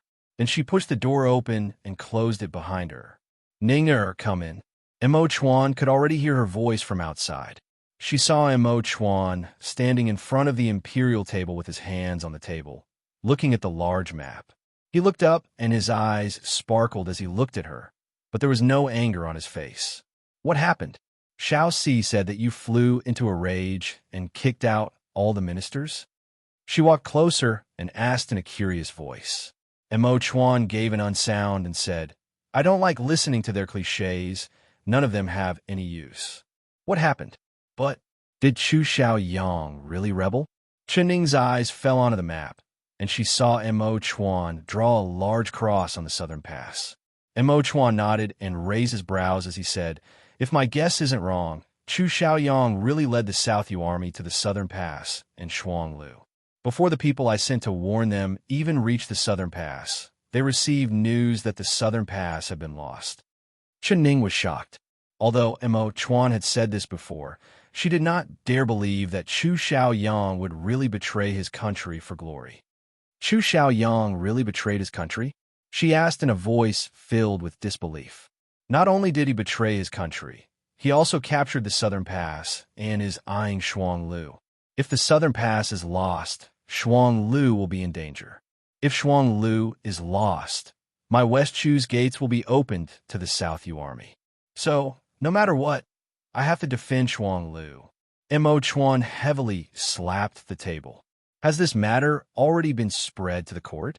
Chen Ning asked, thinking of the ministers that Mo Chuan had kicked out. That's right. This morning, I received a secret report sent from 800 miles away. The secret report said that Chu Xiaoyang had led his army to attack West Chu, and they were unstoppable. The reinforcements I sent to the southern pass had not even arrived, but they had already captured the southern pass. It could be said that they had won easily. I have already given the order for all the reinforcements to retreat to Shuanglu. We have to defend Shuanglu no matter what. We can't let Shuanglu fall into the hands of Chu Xiaoyang's South Yu army. Mo Chuan said this and forcefully slapped the table again. His face revealed an angry look. Everyone knows about this matter. I asked in court who was willing to lead the army. Do you know what the ministers said?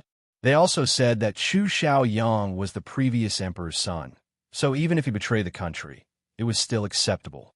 As long as I was willing to ask him for peace and give him the title of king, perhaps he would withdraw his troops. They also said that South Yu was strong and our West Chu soldiers were few, so if we fought, it would be a disaster for West Chu. It would be better to send a letter of surrender when the war had just started. Perhaps we would have a chance of survival. Humph. These cowards only know how to cling to life and fear death. What use do I have for them?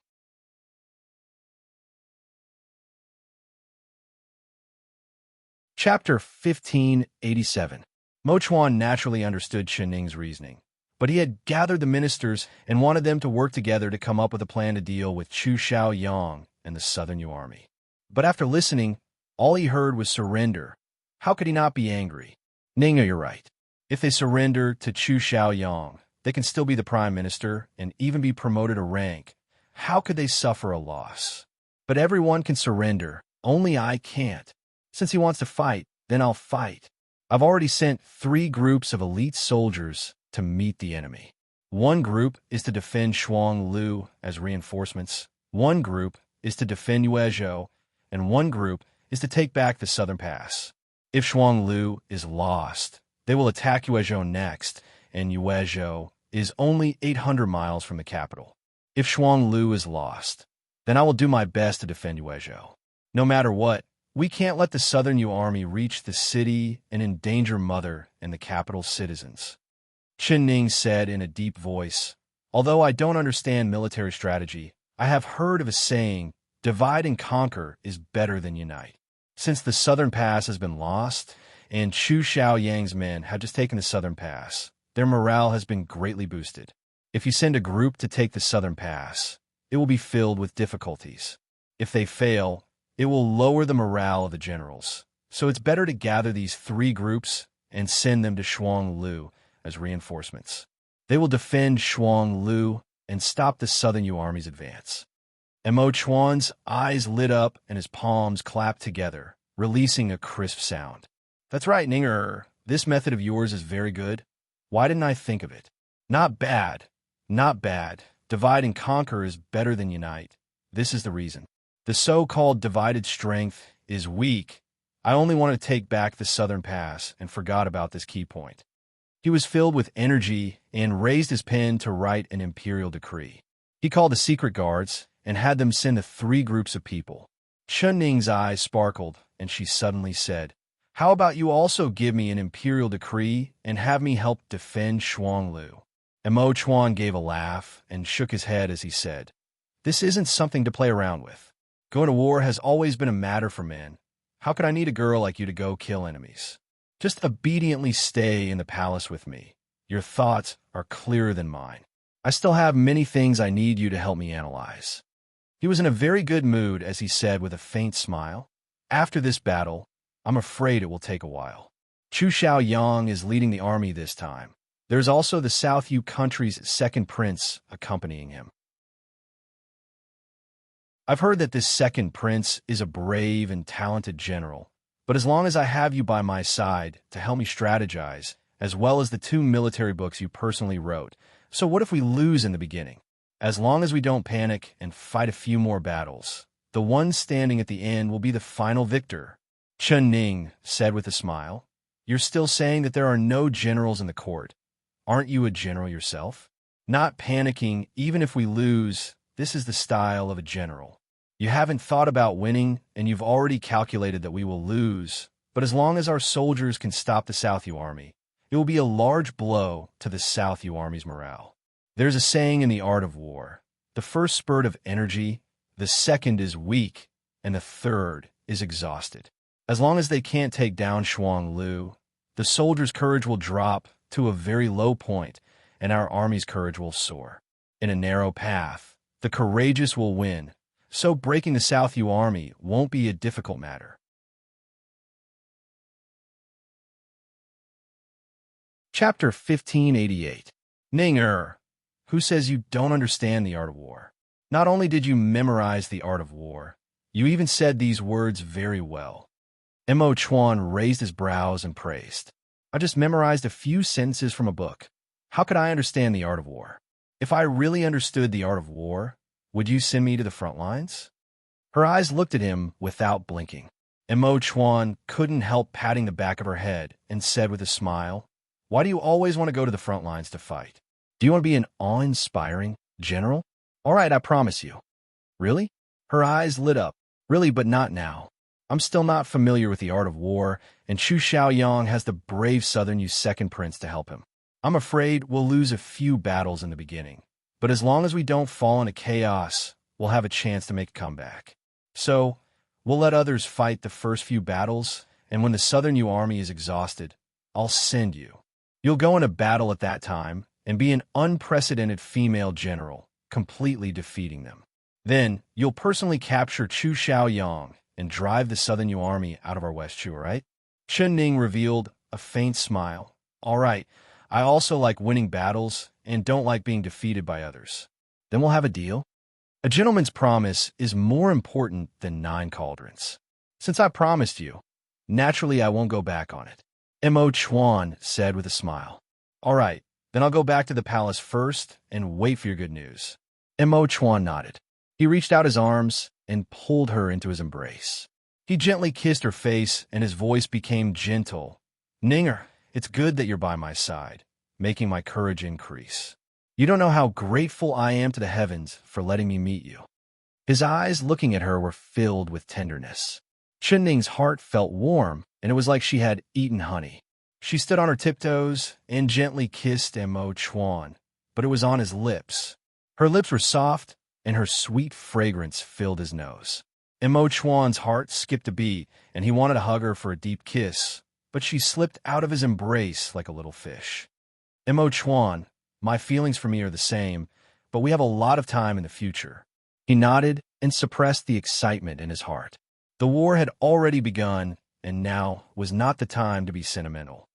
We'll receive news from the front lines in the next few days, so I'll stay here and won't return to the Guanyu Palace.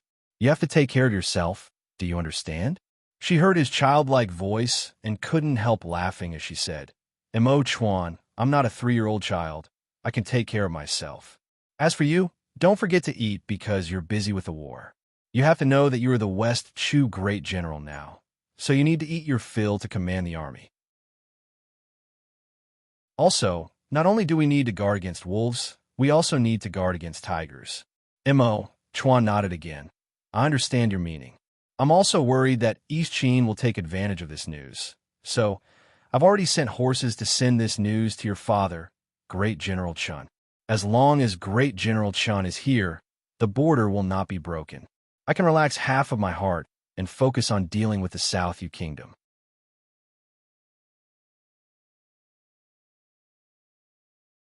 Chapter 1589. Relax, before long, I will give you the chance to be the great general. Now, obediently return to the palace for me. Mo Chuan's face turned serious, and he pushed her out the door without saying a word. Xiaoxi saw that Chen Ning had also been kicked out by Mo Chuan, and his face turned white. He said in a worried voice, "This is bad, this is bad. Even the Empress has been kicked out by the Emperor. It seems like the Emperor is still angry. What should we do? We can't have this servant go to the Peaceful Life Palace to invite the Empress Dowager over, right? If the Empress Dowager knew of this matter, she would immediately faint. This servant does not have the courage to report this to the Empress Dowager. That's right, the Empress Dowager just sent someone to inquire about this matter. This servant managed to muddle through with great difficulty, but I'm afraid I won't be able to hide it for long. Chen Ning was a bit surprised. The Empress Dowager also sent someone? Could it be that she heard some rumors? Xiao Si shook his head and said, "This servant doesn't know. Empress, you said that the emperor is still angry and he won't even eat? What should we do?" Chen Ning said, "Just send the food in. He will naturally eat when he's hungry. Also, go and pass on the emperor's orders. Have all the ministers disperse and return to their homes to find their mothers. The emperor will be angry whenever he sees them. As for the Empress Dowager, hide it for as long as you can. Although paper can't hide the fire, letting the Empress Dowager know about it later is better." After she said this, it was like Xiao Si had eaten a tranquilizer. He replied, "Yes, this servant will do it now. Also, Xiao Si, the emperor will be very tired these days. You have to take good care of his body. Do you understand?"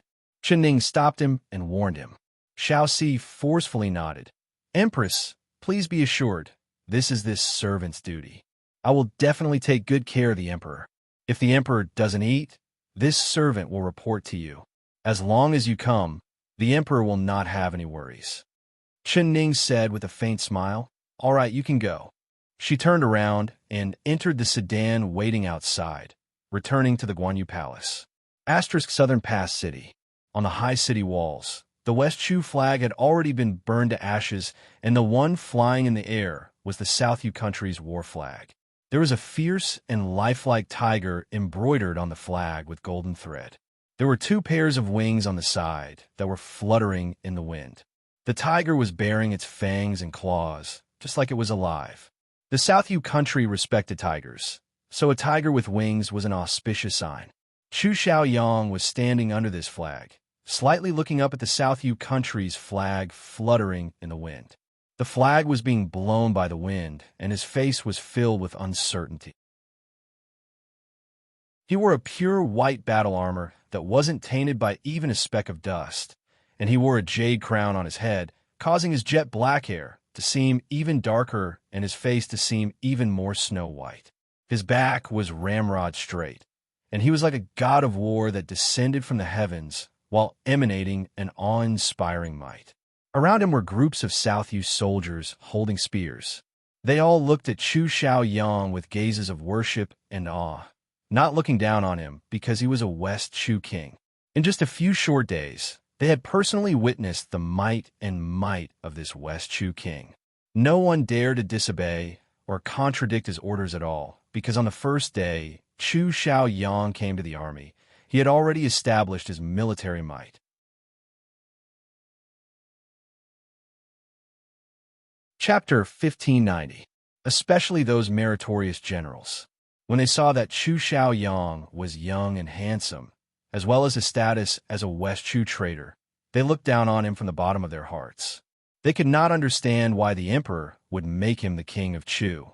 Not only did he give him the title of king of Chu, he also gave the military power to a traitor.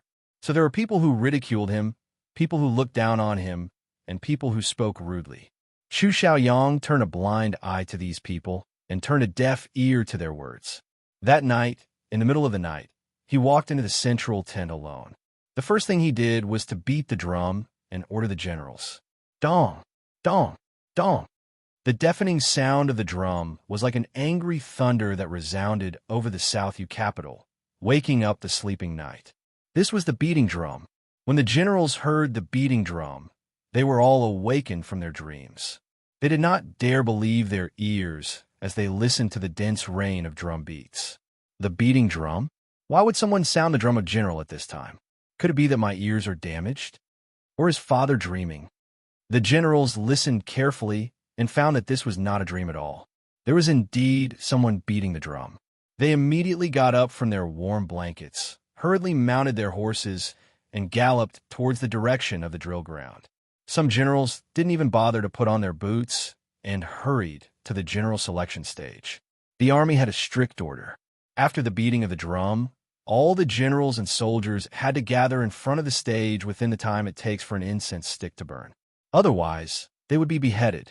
No one dared to disobey the military order. After the time it takes for an incense stick to burn, all the generals and soldiers had gathered in front of the stage. Some of them had thrown away their armor. Some were barefooted, some were only wearing their upper body armor, and some had messy hair. They all looked very funny, but no one dared to laugh. Time was too short. It was already not easy for them to arrive in the time it takes for an incense stick to burn, so no one cared about their image. Only, everyone's eyes were looking at the stage. There were several dozen torches lit around the stage, illuminating the entire stage. Everyone could clearly see that the huge platform was empty. Not a single person could be seen. What was going on? Why was it that someone had sounded the roll-calling drum, but no one appeared on the roll-calling platform? Could it be that someone was playing a big joke on them? The generals and soldiers began to angrily shout. There was actually someone who dared to use the drum to play a joke on them. They clearly did not want to live. Who is it? This kind of courage, actually daring to beat the drum. Stand out. What kind of man are you if you don't dare to admit what you did? We have to catch this person who disturbed the army and behead him. Amidst the clamor of the crowd, someone suddenly pointed at a corner of the stage and shouted, "Look, there's a person there." The soldiers looked in the direction of the man's finger, and indeed, they saw a white figure. He was dressed in a snow-white battle robe, and no one knew when he had gone up the stage, but no one had noticed. The man in white slowly stepped forward and walked to the center of the stage. He glanced at the generals and soldiers below the stage. His gaze was dignified and deep, like a sharp arrow of ice. It's him. It's the newly appointed King Chu Xiaoyang. He is king of Chu as of. That's right. He's just a traitor. Who does he think he is?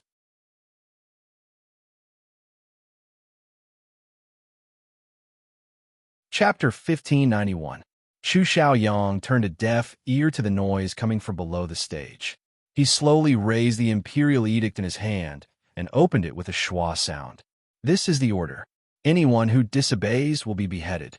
He circulated his inner energy, causing his voice to be clear and impassioned, and it carried a strand of murderous intent as it resounded throughout the entire drill grounds, allowing everyone to hear it clearly. No one said anything, but many people had looks of disdain on their faces, especially those generals who had military merits. A stinky brat who was still wet behind the ears, relying on his status as the West Chu king. He had only presented a map and obtained the emperor's favor, allowing him to command the three armies. They were all blood-soaked generals with military merits, so why did they have to listen to this stinky brat's orders? He was just using the imperial edict as a command arrow. Some people couldn't hold it in and began to berate him. What qualifications do you have to beat the drum? Do you know that once the drum is struck, it will shake the heavens and the earth? If it wasn't for the fact that something big had happened, then you would have committed a grave crime by beating the drum without permission. This person was the commander of the capital's guard army, named Wu Chengji. He was the emperor's favorite and had a high position. He had an arrogant look on his face as he looked at Chu Xiaoyang on the stage. Chu Xiaoyang's face sank as his eyes fell onto Wu Chengji's face. He softly said, "Who are you?" "I am the commander of the capital's guard army, Wu Chengji." Wu Chengji loudly said, his voice shaking the field. "Very good, let's start the roll." Chu Xiaoyang put away the imperial edict and opened the list. He loudly said, "Wu Chengji." All the generals were stunned, and Wu Chengji was even more stunned. His name wasn't the first on the list, and he was always called at the end of the list. In this moment of shock, Chu Xiaoyang had already called again, "Wu Chengji." Wu Chengji instinctively wanted to agree, but when he saw Chu Xiaoyang's young face that had not been tainted by the flames of war at all, his chest felt suffocated, and he swallowed the "here" that was about to come out of his mouth. He was just a stinky brat that hadn't even grown his hair. What qualifications did he have to shout his name here? Was his name something he could shout? In the entire capital, who would not respectfully call him Master Wu when they saw him? Chu Xiaoyang had already called for the third time. "Where is Wu Chengji?" Someone beside him couldn't help whispering, "Commander Wu, quickly answer. If you don't answer 3 times, You will be beheaded." Wu Chengji gave a snort and ignored him. He had an arrogant look on his face as he looked at Chu Xiaoyang. He was thinking, "I won't agree. Let's see what a brat like you can do to this commander. Father doesn't believe that you have the guts to cut off Father's head." The commander of the Jingdo guards, Wu Chengji, didn't even give 3 warnings. "He deserves to be executed. Men, execute him." Chu Xiaoyang stood on the stage and shouted in a cold. Everyone below the stage stood there without moving. They looked at each other in blank dismay and revealed a look of disbelief, as if Chu Xiaoyang on the stage was telling a giant joke. To Commander? Did they hear wrong? Who didn't know that Commander Wu was the Emperor's most trusted person? He had once led the army to the southern country, so the Emperor made him the commander of the guard army and had him guard the imperial city. He was more favored than anyone else.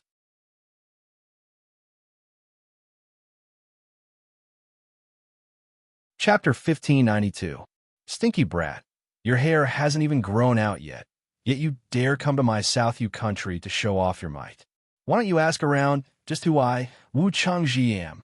When Father was dominating the battlefield, you were still wearing diapers. You want to cut off Father's head, Pei? Father will stand here today. I want to see who dares to touch a single hair of Father's. Wu Chengji puffed out his chest and said arrogantly. Before he could even say the word hair, he suddenly felt a chill on his neck. His eyes were wide open, almost popping out. His face was filled with an indescribable look of shock. Even in death, he did not know how he died. Wah! The army burst into an uproar. They only saw Chu Xiaoyang's white figure fly down from the sky like a god of war. A shining long sword had appeared in his hand. A white light flashed. A head flew into the air, and fresh blood spurted out from the neck, splattering all over the faces of the surrounding people. The blood was still warm. The army couldn't help looking up at the head flying in the air. The face was filled with anger, filled with disbelief and shock. His eyes popped out. If it wasn't Commander Wu Chengji, then who could it be? Commander Wu has been killed. This brat cut off Commander Wu's head. Quickly report this to the Emperor.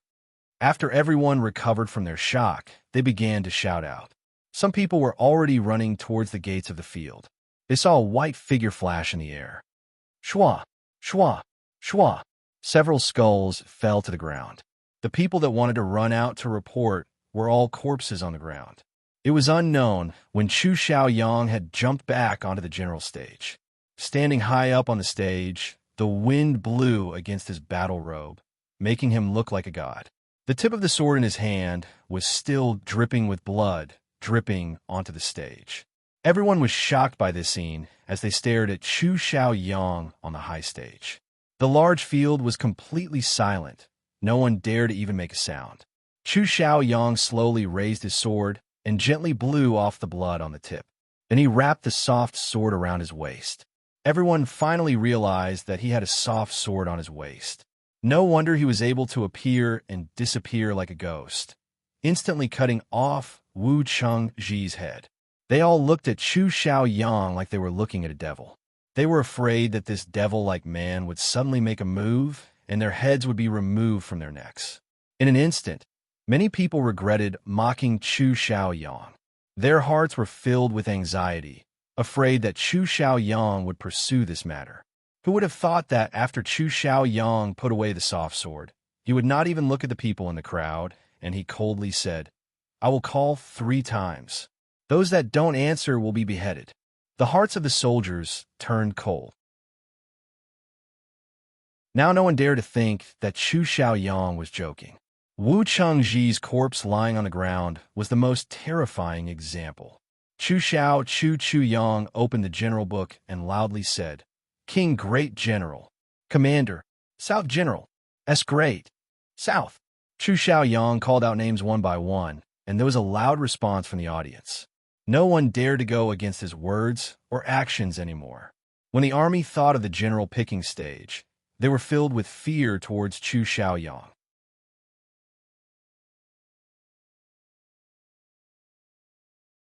Chapter 1593. After occupying the southern pass city, The next target was Shuang Lu. Chu Xiaoyang looked at the flying tiger banner fluttering in the wind and revealed a rare, serious look on his face. He had already taken the southern pass city for 5 days, but he had been guarding the southern pass city without moving. He heard the sound of boots behind him. Someone was striding up the city wall, heading straight for him. Chu Xiaoyang did not turn around and just lightly said, "Ping Shijun Wang, are you here to patrol the city?" Behind him, it was a 26 or 27-year-old youth. He had a tall and sturdy body, with a wide waist and a pair of bright eyes under his thick eyebrows. At this moment, his eyes were filled with anger as he viciously stared at Chu Xiaoyang. This Ping Shijun Wang was not someone else. It was the South Yu country's second prince, Tuoba Zheng. He was brave and incomparably brave, leading the soldiers on the battlefield, earning many military merits for the South Yu country. He was even called the South Yu country's war god by many people. So he was given the title of Jun Wang at a young age and was placed in an important position by the South Yu emperor. He worked hard every day, hoping that one day he could go into battle and lead the South Yu army to sweep through West Chu, earning a great merit. He had waited 10 years for this chance, and it had finally come to him. The emperor really did send an army to the west, but the commander was not him, but rather Chu Xiaoyang, who had just escaped from West Chu. The thing that made him the most angry was that he was the emperor's son and had made great contributions, but he was only given the title of Jun Wang. The other side had not made a single contribution, but his royal father had given him the title of King Chu, a title that was above him. He was a dignified prince, yet he had to greet him when he saw him. How could he accept this? What filled him with even more indignation was that his royal father had given him the position of this brat's vice-general. Tuoba Zheng was filled with hatred, not accepting Chu Xiaoyang at all. He just wanted to find a chance to have a good fight with the other side, letting the other side know just how powerful he was. But the army was very strict, forbidding private fights, and anyone who disobeyed would be beheaded. Although he was a prince, he did not dare go against a military order, so he could only endure it. But his unwillingness to accept Chu Xiaoyang had already appeared on his face. Chu Xiaoyang already saw this, but he did not care. When Tuoba Zheng heard the other party address him as Ping Shijun Wang instead of second prince, it was obvious that the other party was pressuring him with his official position. Tuoba Zheng felt suffocated and depressed. He angrily said, "This prince is not here to patrol the city, but here to find you." Oh, I don't know why the Duke isn't patrolling the city and is instead looking for this king. Chu Xiaoyang still did not turn around as his eyes continued to look forward. Tuoba Zheng couldn't help following Chu Xiaoyang's line of sight. All he saw was a vast plain without a single person. He didn't know what this fellow was looking at. "This prince wants to ask you, we've already taken down the southern pass for several days. Why don't we follow up our victory and take down Shuanglu in one fell swoop? Why are we stationed here? Have you led soldiers in battle before? Do you know the crime of delaying military plans?" Tuoba Zheng asked in an interrogative tone. He had already begun to display the dignity of prince. Xiao Chu. He had a silver crown on his head, sword-like eyebrows and bright eyes. His white battle robe fluttered in the wind above the city walls, making him look like a god of war descending from the heavens.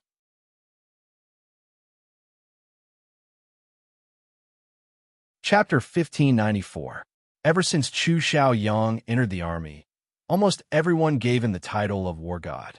Although he had only entered the camp for a short time, he had used the drum to angrily kill Wu Changji to establish his might, shocking the entire army in one fell swoop.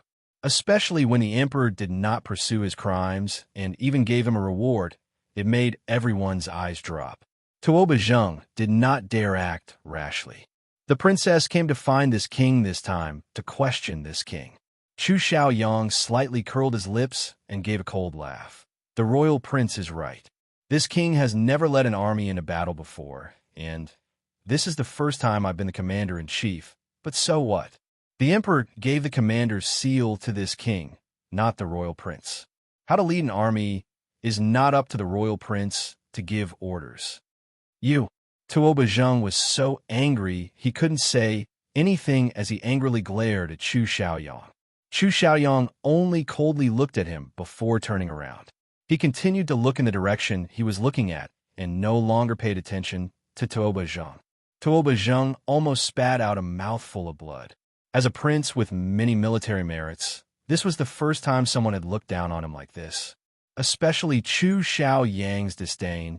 It was already written all over his face. He clenched his fists and gritted his teeth. He stared at the back of Chu Xiaoyang's head, wishing he could smash the other side's head into tofu with a single punch.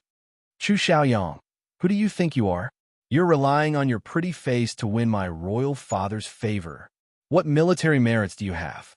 What qualifications do you have to speak to this prince like this? You deliberately delayed taking Shuanglu, delaying the battle. You're clearly leaning towards West Chu. This prince has already seen through your wild ambitions. This prince will write a letter to my royal father and report everything you've done to him. He will definitely remove you from the commander-in-chief position. You wait, Tuoba Zheng said through gritted teeth. He turned around and walked down the city walls with large steps. Chu Xiaoyang suddenly turned around and said in a cold voice, "Stop." Tuoba Zheng said with a cold laugh, "What? This prince has seen through your thoughts, and you're afraid? Feeling guilty? You're clearly a spy sent by West Chu to my South Yu. You can fool my royal father, but you can't fool this prince." Along the way, this prince had already clearly seen that you were showing mercy to West Chu. You clearly captured their generals, but you didn't kill them and let them all go. Also, after attacking Nanping City, you immediately gave the order not to harm a single citizen in the city. Tell me, what intentions do you have by doing this? Chu Xiaoyang lightly said, "You're right. It was this king who let them go, and it was this king who gave the order not to harm the citizens of the city." With just these two things, you can prove that this king is a spy? That, every time my South Yu army is city, every city, every city, every city, every city, every city, every city, every city, every city is a massacre. Since we have a city, but because we has lost. Yes, ago, every army loyalty to Chu. Doing this, you're clearly making the soldiers wary of you. If you're not a spy, who is? Tuoba Zheng shouted loudly.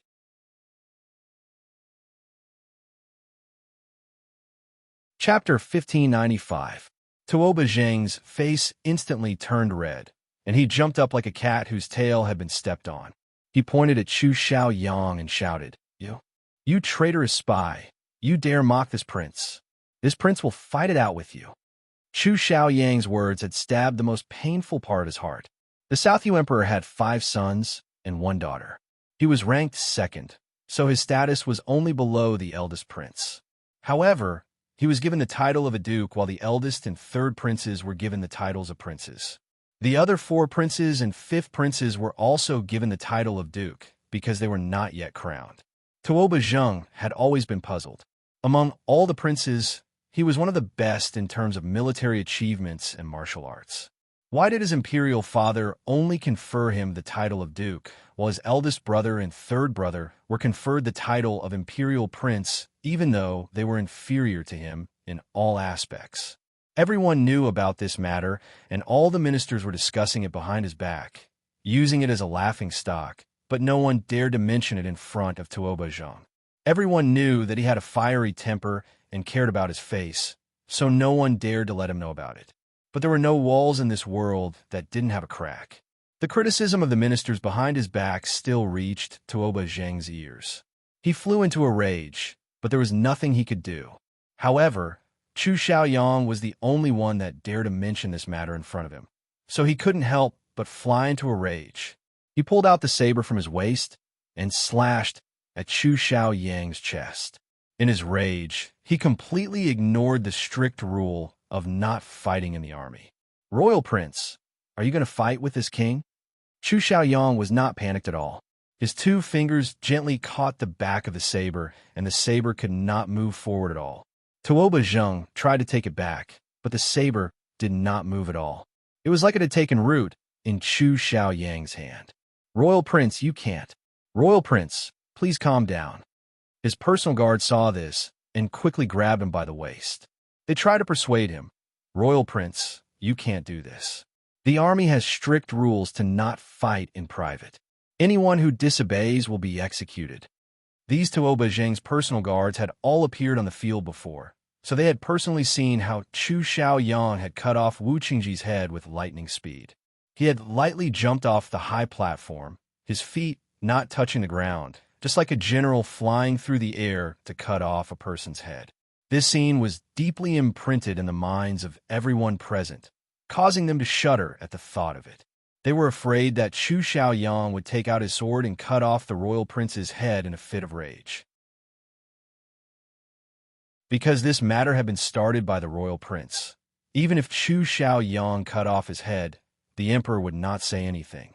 Tuoba Zheng's body turned cold as he let go of the blade on his waist. He glared at Chu Xiaoyang with his chest heaving up and down, filled with anger.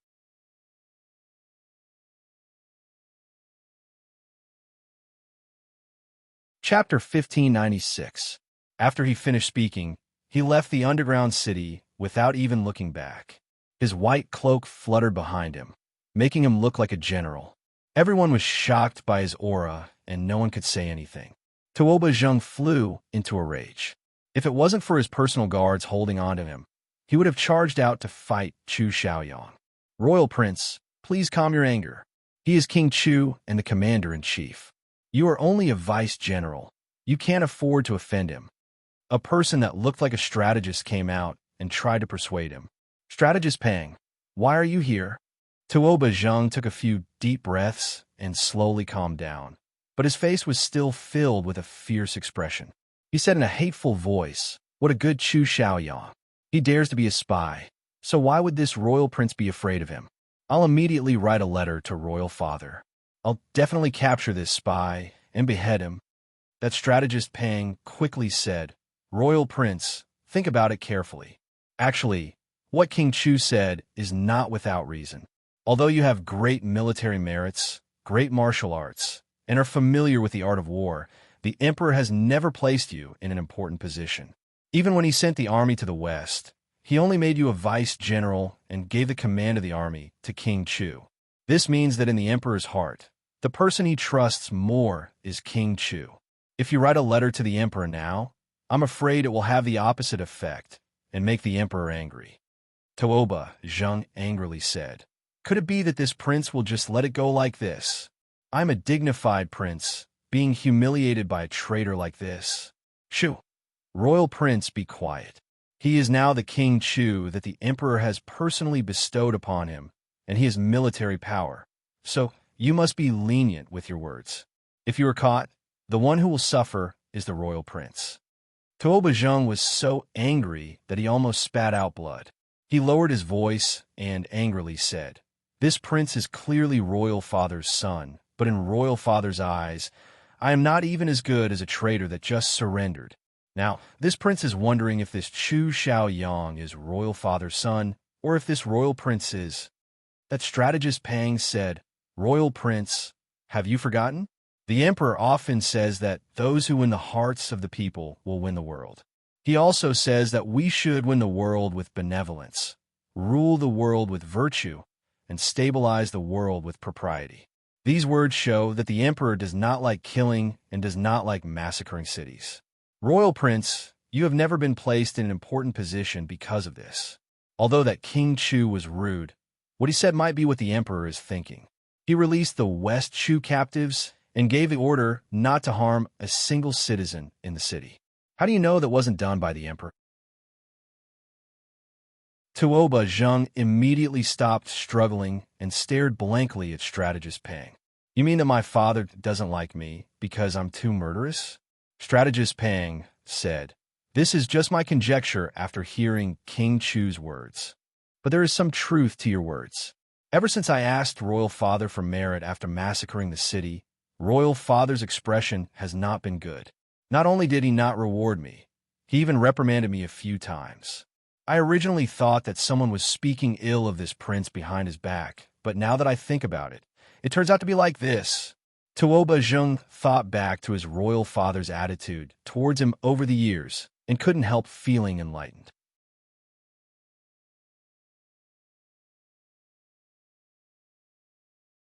Chapter 1597. Strategist Pang said, "Your Highness' words are reasonable, but if the Emperor doesn't like it, then Your Highness shouldn't do it anymore. If you lose the Emperor's favor, it will only be disadvantageous to you. This King Chu is highly regarded by the Emperor, and he is the commander of the army, so this subordinate suggests that Your Highness doesn't make things difficult for him in the future. As long as you listen to his orders, if there is a mistake in the future, it won't be your fault, it will all be his fault. In front of the Emperor, he won't be able to escape his crime. If we can destroy West Chu in one fell swoop, this great merit will not go to Your Highness. Don't you think so?" It was like the fog in front of Tuoba Zheng's eyes had been lifted, and everything became clear. That's right. It's a good thing you reminded this prince in time. Otherwise, this prince would have made a big mistake. All right, this prince will listen to that stinky brat for now. After we destroy West Chu, this prince will slowly settle this debt with him. However, this prince still suspects that this brat has bad intentions. He has clearly taken down Southern Pass City, but he has not made a move and is not going to take Shuanglu. It is clear that he wants to give West Chu a chance to catch their breath. This prince will definitely report this matter to Royal Father. I think that even if that Chu Xiaoyang had 100 mouths, he wouldn't be able to defend himself. Your Highness, you should think about it carefully. In my opinion, the King Chu not making a move is not giving the enemy a chance to catch their breath, but rather he is planning something. Look at the past 5 days. The King Chu has been climbing the city walls every day and looking in that direction, which is where Shuanglu City is. He has been practicing every day. Perhaps he is waiting for the enemy's reinforcements to arrive, and then he can catch them all in one fell swoop. That strategist Pang's eyes turned. He was Tuoba Zheng's military advisor, a resourceful man who had been by Tuoba Zheng's side for 10 years. Tuoba Zheng was valiant, but he was reckless and impulsive. Fortunately, he had been providing advice all these years, which allowed Tuoba Zheng to be invincible in battle. Because of this, Tuoba Zheng had gained Tuoba Zheng's trust. His words had a lot of weight in Tuoba Zheng's heart. Tuoba Zheng suddenly slapped his thigh. "It's a good thing you reminded me." That's right. That Chu Xiaoyang betrayed West Chu and should have become the emperor. But now that the emperor has taken his throne, he should be filled with hatred, so he shouldn't be a spy sent by West Chu. No wonder Royal Father trusts him so much and even gives him such a heavy responsibility. I was too suspicious. Very good. Since he isn't a spy, I'll just bear with him for now. The strategist moved beside him and said in a low voice, "Your Highness, Royal Father made him the king and sent him to lead troops to attack West Chu, but made you the vice-general. Do you know why?" Tuoba Zheng's eyes widened. He became angry at the mention of this, and he said hatefully, "Father must have been deceived by his flowery words."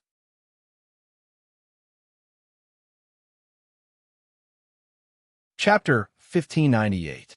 Tuoba Zheng only understood half of what he heard. He was only skilled in martial arts and knew very little about military strategy, so he usually listened to Strategist Pang. "Strategist Pang, your words are a bit profound. Why do you say that Chu Xiaoyang is the key to opening the West Chu gates?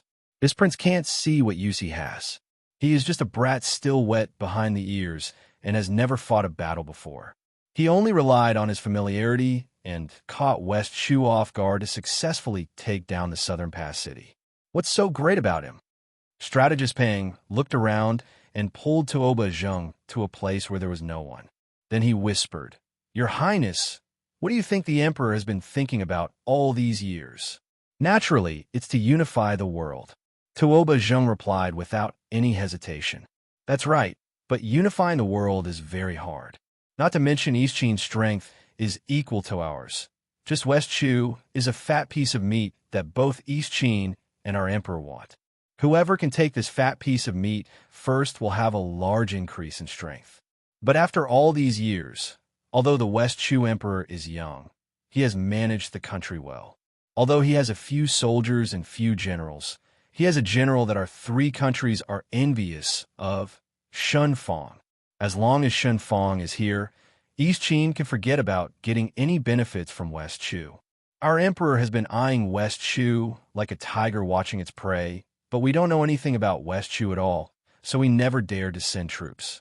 Now that this is a heaven-sent opportunity, no one would have thought that Chu Xiaoyang would defect to our South Yu and even give a heavy gift to our emperor. Once he surrendered, we were like blind people opening their eyes, clearly seeing the situation in West Chu. Tell me, isn't he the key to opening the gates of West Chu? Hearing strategist Pang's words, Tuoba Zheng suddenly slapped his thigh and shouted, That's right, that's right. This prince is really muddle-headed. It's the strategist who can see things clearly. My father made him king and gave him the power of the army. It was just to use him. Strategist Pang said with a faint smile, That's natural.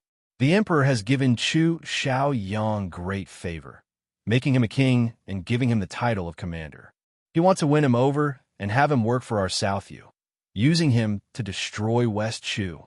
Does your highness really think that in the emperor's heart, your position can't compare to Chu Xiaoyang, who surrendered? Tuoba Zheng's heart was at ease. He raised his head and burst into laughter. His laughter spread far and wide. At the same time, the three armies sent by Mo Chuan arrived at Shuanglu. The general leading the troops thought there would be a large battle or that Shuanglu would be lost, but when they arrived at Shuanglu, they saw the West Chu war flag flying in the distance. Moreover, it was calm outside the city. Not a single South Vietnamese soldier could be seen. They looked at each other in blank, not daring to believe what they were seeing. This was because the Southern Pass was only 3 days away from Shuanglu, and the Southern Pass had already been lost for 5 days. According to their estimations, after the South Yu army captured the Southern Pass, the first thing they would do would be to take Shuanglu. There would be a large battle at Shuanglu City. The three armies gathered together to discuss and decided to set up camp in the city first. If they set up camp outside the city and the South Yu army attacked, there would be no barriers in the wilderness.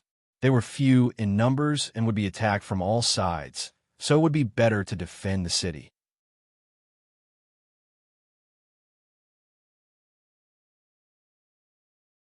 Chapter 1599. This news quickly spread to the Southern Pass city. Chu Xiaoyang stood on the city wall and looked in the direction of Shuanglu City. The corner of his lips slightly curled up. Very good. This king can finally catch a turtle in a jar. He raised his hand. Pass on this king's orders. Everyone is to immediately leave the city and act according to the plan. We'll take down Shuanglu in one go. Shuanglu had fallen. The three reinforcements and the soldiers in the city had all become South Yu's prisoners. This news was sent from 800 miles to the West Chu capital's Mo Chuan. What?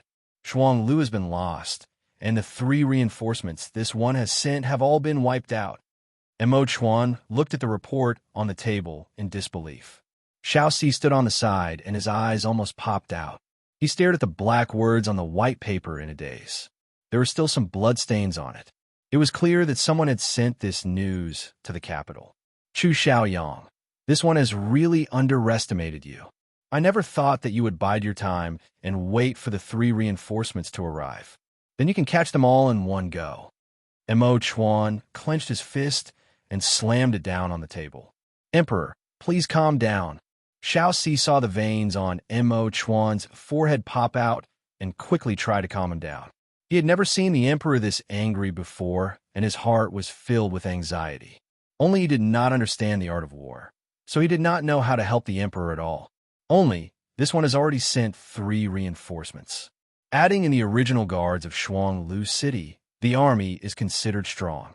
Even if we can't defeat Chu Xiaoyang's South Yu army, it should be enough to hold them off for 10-15 days. How could they fall in one day? Little 4. Immediately send someone to investigate again. Mo Chuan quickly recovered from his anger. He looked at the report on the table and began to see that something was wrong. Yes, Emperor. Xiaoxi quickly left after receiving the order. Mo Chuan's hand were placed on the table. He stared at the large map, and his brows deeply knit together. Once Shuang Lu was lost, it was equal to opening the gates to West Chu. The South Yu army would charge in like a hot knife through butter, and their next target would be Yuezhou City. Yuezhou City was only 800 miles away from the capital. Once Yuezhou was lost, the South Yu army would surround the city and surround the capital. So, he had to defend Yuezhou no matter what. But how would he defend it? Who would he send to meet the Nanyue army? All the ministers in the imperial court were restless, and there was no one available. Could it be that he was really going to personally lead the army? If he personally led the army, what if someone in the court rebelled? Wouldn't that be equivalent to a fire in the backyard? Mo Chuan's brows tightly knit together. Your Majesty, Your Majesty. Don't stop me. I want to see the Emperor. Suddenly, a young girl's sobbing voice came from outside the imperial study. His Majesty has ordered that no one is allowed to enter, the guard replied. I must see the Emperor. I beg you. Let me in to see the Emperor. I have something urgent to tell the Emperor. Mo Chuan looked up in surprise and said in a deep voice, Let her in. He could tell that this voice belonged to Xiaoru. Why would she come to the royal study? Why is he so anxious? Could something have happened to Ning? Mo Chuan's heart instantly tightened. The door opened, and Xiaoru charged in while crying. When she saw Mo Chuan, she kneeled down on the ground and cried until she couldn't breathe. Don't cry. Tell me, what happened to Ning?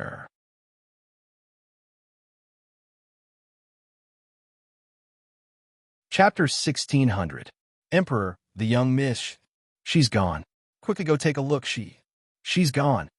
Xiaoru was crying so hard that she couldn't even speak properly. What did you say?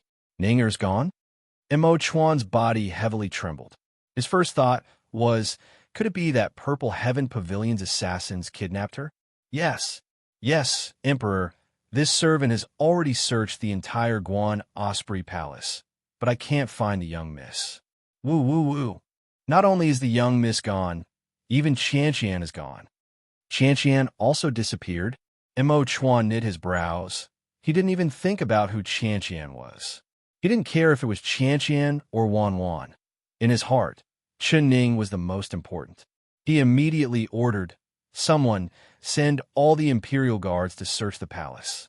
We must find the Empress' whereabouts. Xiaoru, stand up. What are you crying for? Your young miss likes to go out. Perhaps she went out of the palace. Perhaps she went to the Peaceful Life Palace to visit the Empress Dowager. Or perhaps she went to the royal garden to enjoy the scenery. How could she suddenly disappear? You little girl, you've scared this one. Mo Chuan quickly calmed down.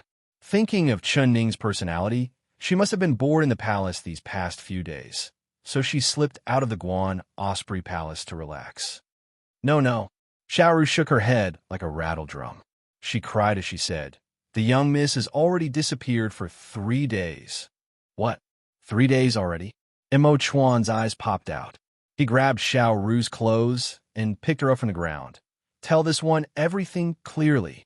Xiaoru saw his expression that looked like he wanted to eat someone and was instantly scared stiff. She couldn't say a single word. Mo Chuan really wanted to throw this stupid girl out. There was no other way. He could only suppress his anger and let go.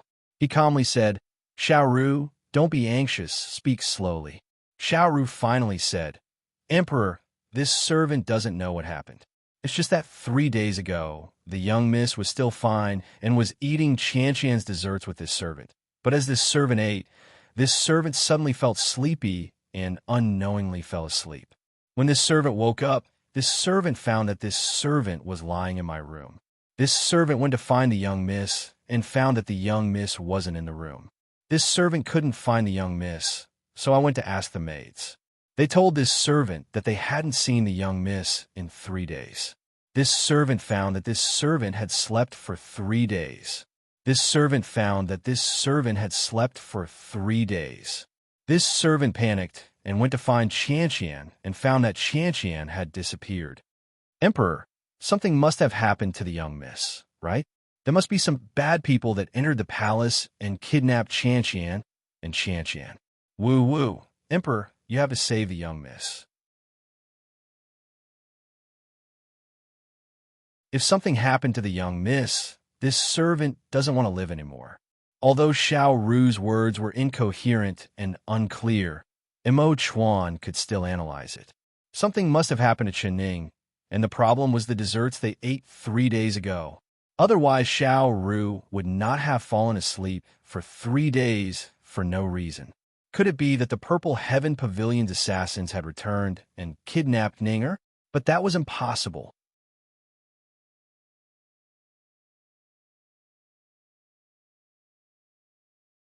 Chapter 1601. Other than this, there was only one possibility.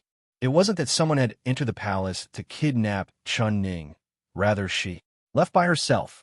No, if she left by herself, then why did Qian disappear? Imo Chuan finally remembered who Qian was. It had to be the beautiful chef that Empress Dowager Zhou sent over. Could Ning Er's disappearance be related to Qian? Otherwise, why didn't she disappear earlier or later, but instead disappear after Qian came to the Guanyu Palace? Perhaps all of this was arranged by Empress Dowager Zhou. Imo Chuan's heart filled with fear, and his face instantly turned as cold as ice. If this was really arranged by Empress Dowager Zhou, then it was too terrifying. Mother, mother, could it be you can't tolerate Ninger this much? Must you drive your son's beloved to the last one to die? Emperor, what's wrong?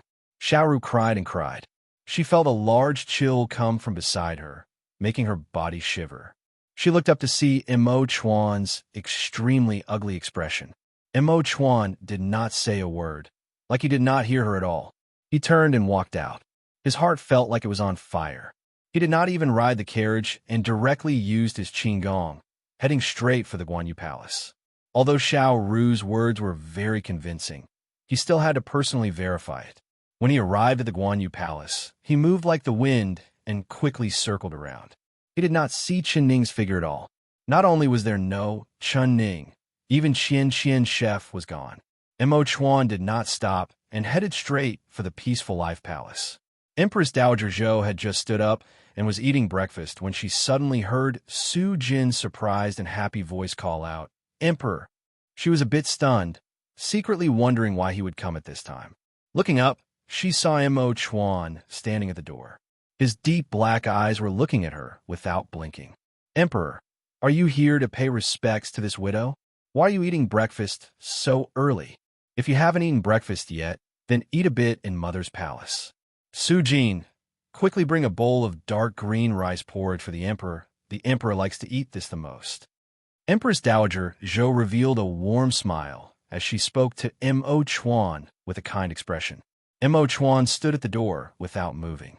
He looked at Empress Dowager Zhou, and the corner of his eyes slightly twitched. "Mother, why are you doing this?"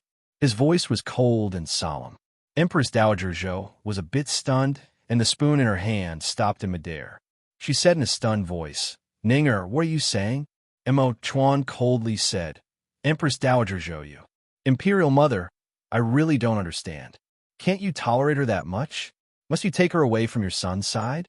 Imo Chuan, he had never heard before. Not only was Empress Dowager Zhou stunned, even Su Jin was stunned. The two of them looked at Imo Chuan with a strange gaze. Su Jin's heart moved, and she blurted out, "Emperor, did something happen to the Empress?" Imo Chuan did not even look at her, and just looked at Empress Dowager Zhou. Imo Chuan's voice was filled with suppressed anger. "Question her? If I could find her, I wouldn't have come here to find Imperial Mother."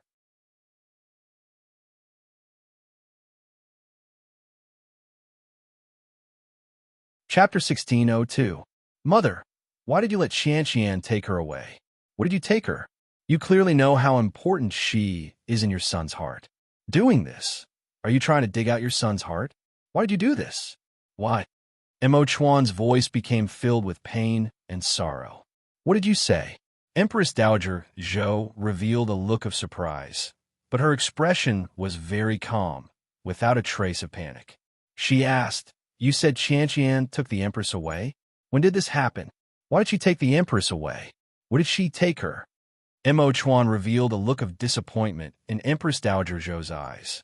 He tightly closed his lips and did not say a word. Empress Dowager Zhou slowly nodded, Very good. This widow really has a good son. His wife disappeared, and he actually came to this widow to ask for her. You suspect that this widow ordered Qianqian to kidnap your empress? This is simply ridiculous. But doesn't Mother feel that this matter is too coincidental? You just sent Qianqian to the Guanyu Palace, and Ning, disappeared, and Qianqian also disappeared. If it wasn't for you, Qianqian is just a cook. How could she have this kind of courage? Empress Dowager Zhou gave a cold laugh. That's right. It really is a coincidence. It's so coincidental that you, the Emperor, are actually suspecting your mother. Emperor, you treat that surnamed Chun girl like a treasure, but you can't treat your mother like grass. This widow hates her and doesn't like her, constantly wanting to chase her out of the palace. But if this widow wants to do it, it will be done openly. He would never resort to such sneaky tricks that would make people look down on him. Emperor, this widow never thought that you would actually suspect this widow. This widow really has raised a good son. Her face revealed a sad expression, and her tone made Mo Chuan's heart ache hearing this. Most of the suspicion he had towards Empress Dowager Zhou disappeared. Mother, it's not that your son suspects you. Your son just wants to know the truth of the matter. That Xiao Ru personally said that 3 days ago, after she and Ning ate Qianqian's desserts, they fell into a deep sleep. They slept for 3 days, and when she woke up, she found that Ning and Qianqian had disappeared. That's why she came to report it to your son. Your son believes that Qianqian must have done something to their hearts. She made Xiao Ru and Ning faint before taking Ning away. That Qianqian was sent into the palace by Mother. So if she didn't do this on Mother's orders, then she must have been sent by someone to harm Ning. Empress Dowager Zhou revealed a moved expression for the first time.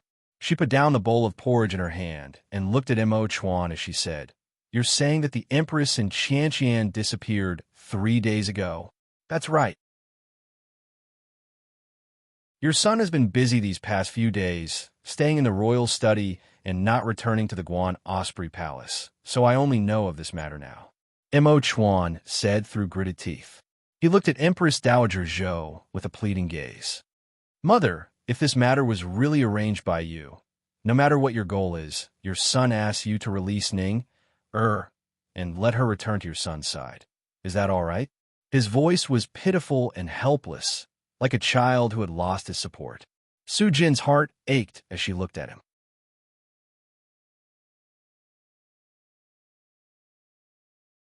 Chapter 16:03. Empress Dowager Zhou closed her eyes and revealed a tired look.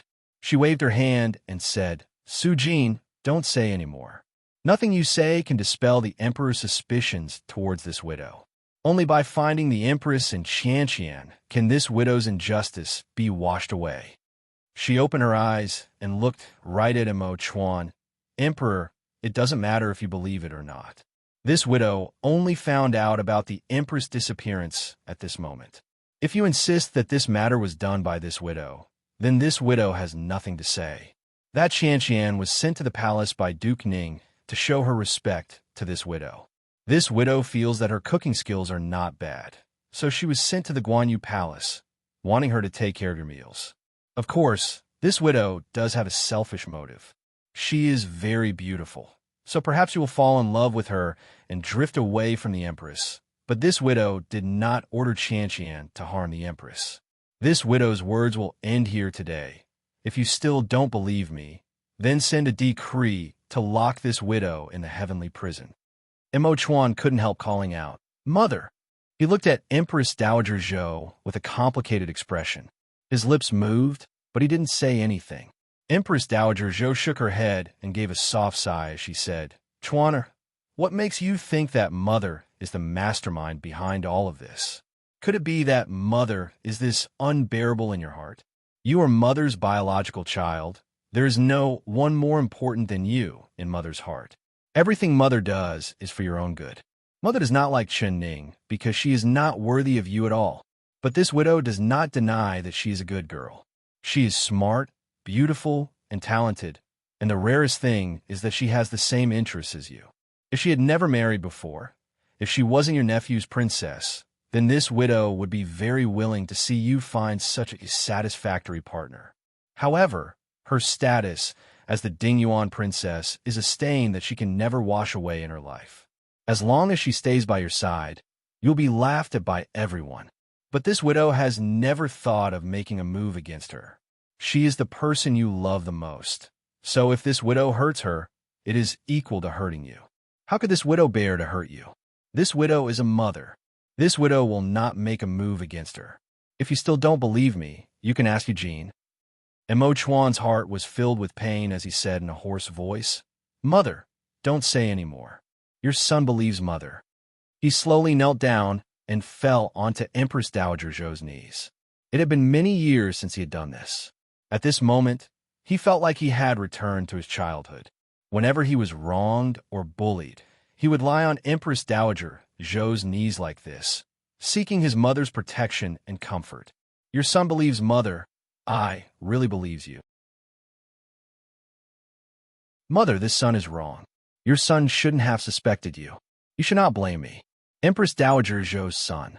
Dowager Chun, Dowager Tian Dowager Mo's face, and he said in Qian Chint Dowager Zhou's, and he's. And, Mother, are you Dowager? Mother. As Timo Chuan looked up and confidently said, No, Mother. In your son's heart, you are as important as Ning Er.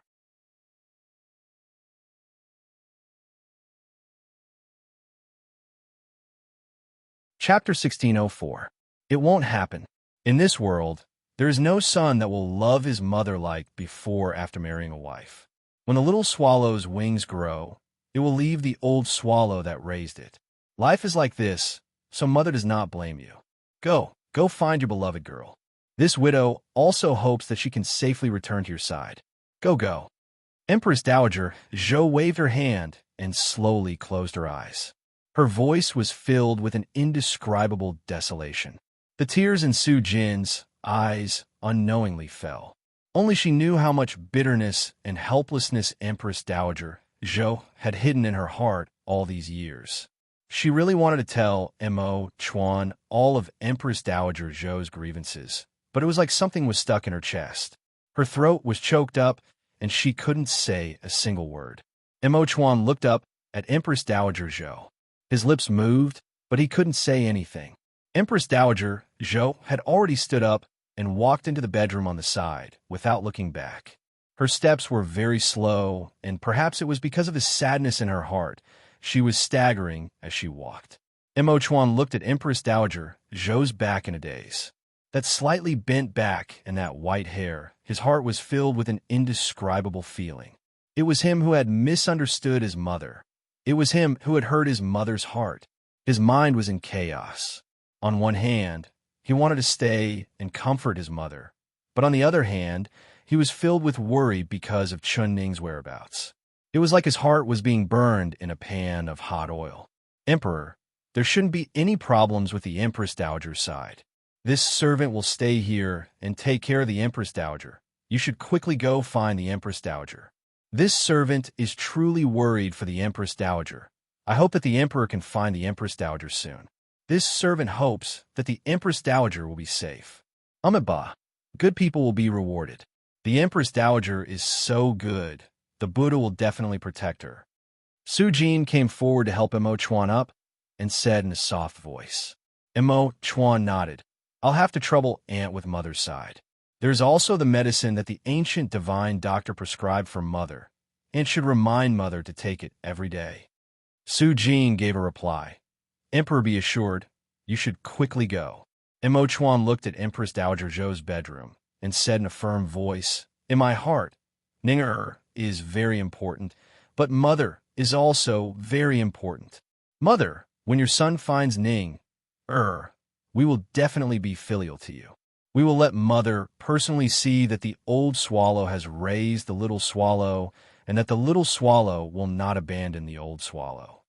After he said this, he left the peaceful life palace without even looking back.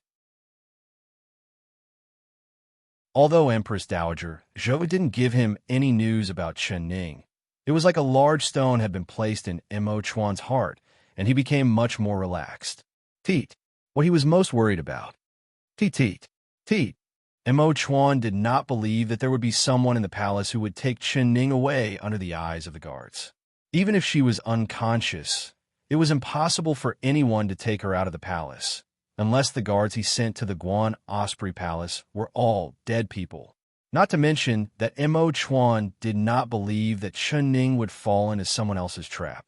Xiaoru had slept for 3 days after eating Qian Qian's desserts, which meant that her heart had been drugged, and Chen Ning had taken the spirit rhinoceros pill personally made by Gu Qingze, so she was immune to all poisons.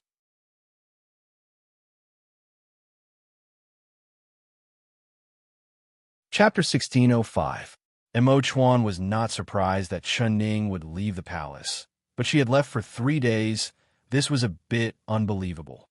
Mo Chuan suddenly thought, could she have gone to the Godly Physician Valley to find Gu Qingze? But this thought was immediately rejected by him. That was impossible. If she wanted to go to the Godly Physician Valley, she wouldn't have let Gu Qingze leave by himself. Not to mention when the South Yu army had just arrived and the Southern Pass had fallen, the pressure on him had increased, so she wouldn't have left his side. Could she have encountered an accident when she left the palace? But if she left the palace, there would be secret guards following her. Now that the secret guards said they didn't see her leave the palace, it meant that she was still in the palace. Mo Chuan thought about it and decided to go to the Guan Osprey Palace. Perhaps he would find some clues there. He suddenly thought of Zhue Feng at this time. If Zhue Feng didn't escort Gu Qingze to the Godly Physician Valley, if Zhue Feng was still here, he would definitely be able to find her whereabouts.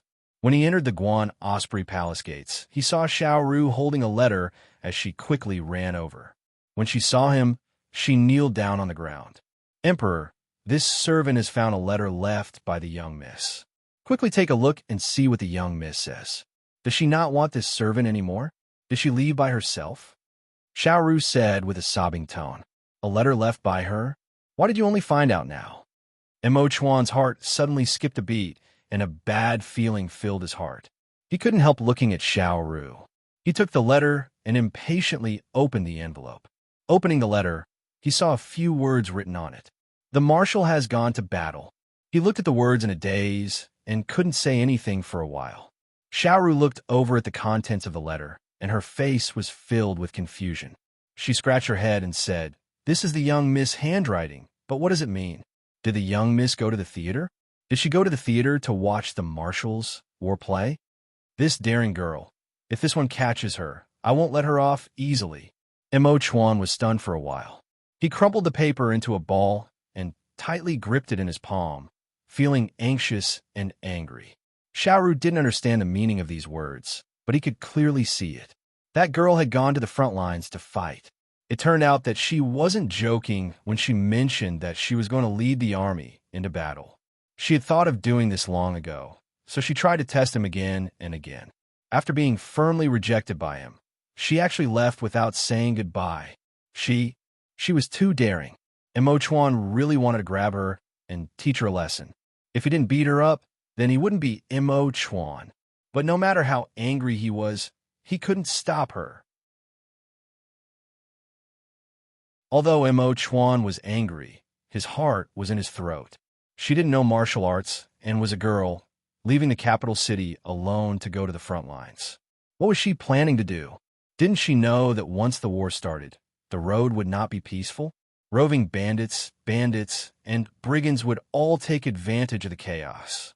Even if she could make it to the front lines safely against the South Yu army, even the experienced generals he had dispatched had suffered defeats. What good strategy could a weak woman like her have?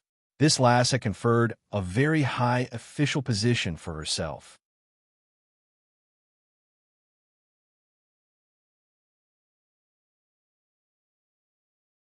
Chapter 1606. Mo Chuan was angry and anxious. It was like 100 claws were scratching his heart. Now that he knew where she was going, how could he stay in the palace? Right now, he only wanted to ride on a fine horse and quickly chase after her out of the palace. He wanted to stop her before she reached the front lines and bring her back safely. Someone come. Quickly, prepare a horse for this one. I want the fastest red horse. Mo Chuan loudly ordered. While saying this, he quickly walked into the palace. He searched the room and found that the snow silk clothes, the hidden weapon peacock tail, and the strange handgun were all gone. That girl, she really left, Mo Chuan hatefully said, but he slightly relaxed a bit. At least she still had a bit of self-awareness and brought these 3 treasures with her.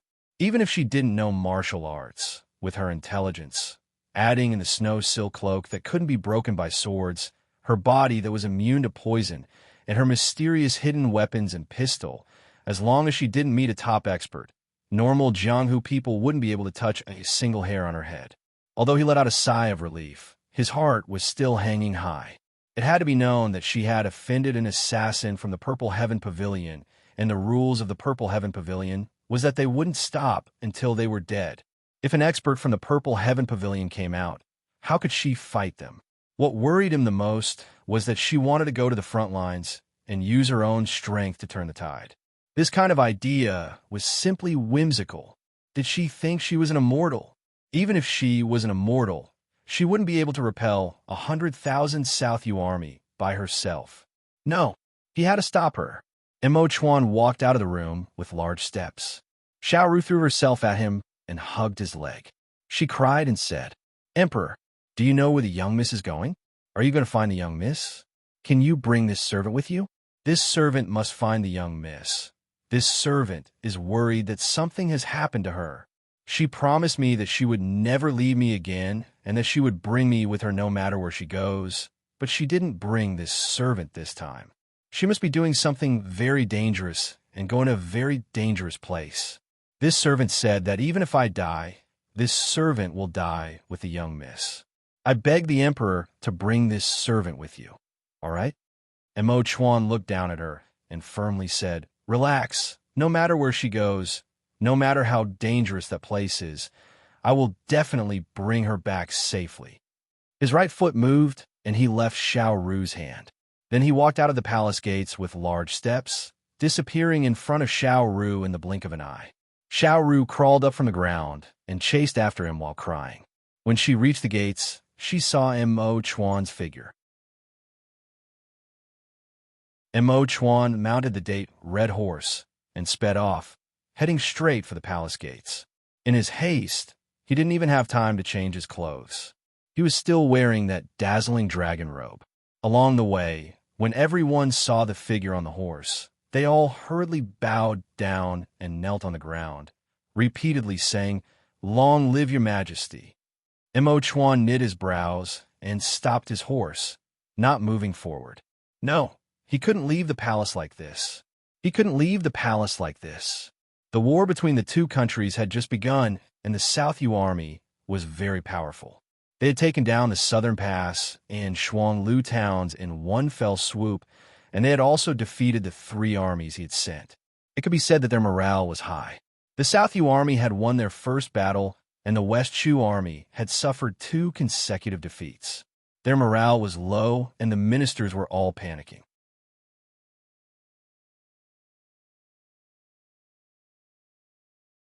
Chapter 1607.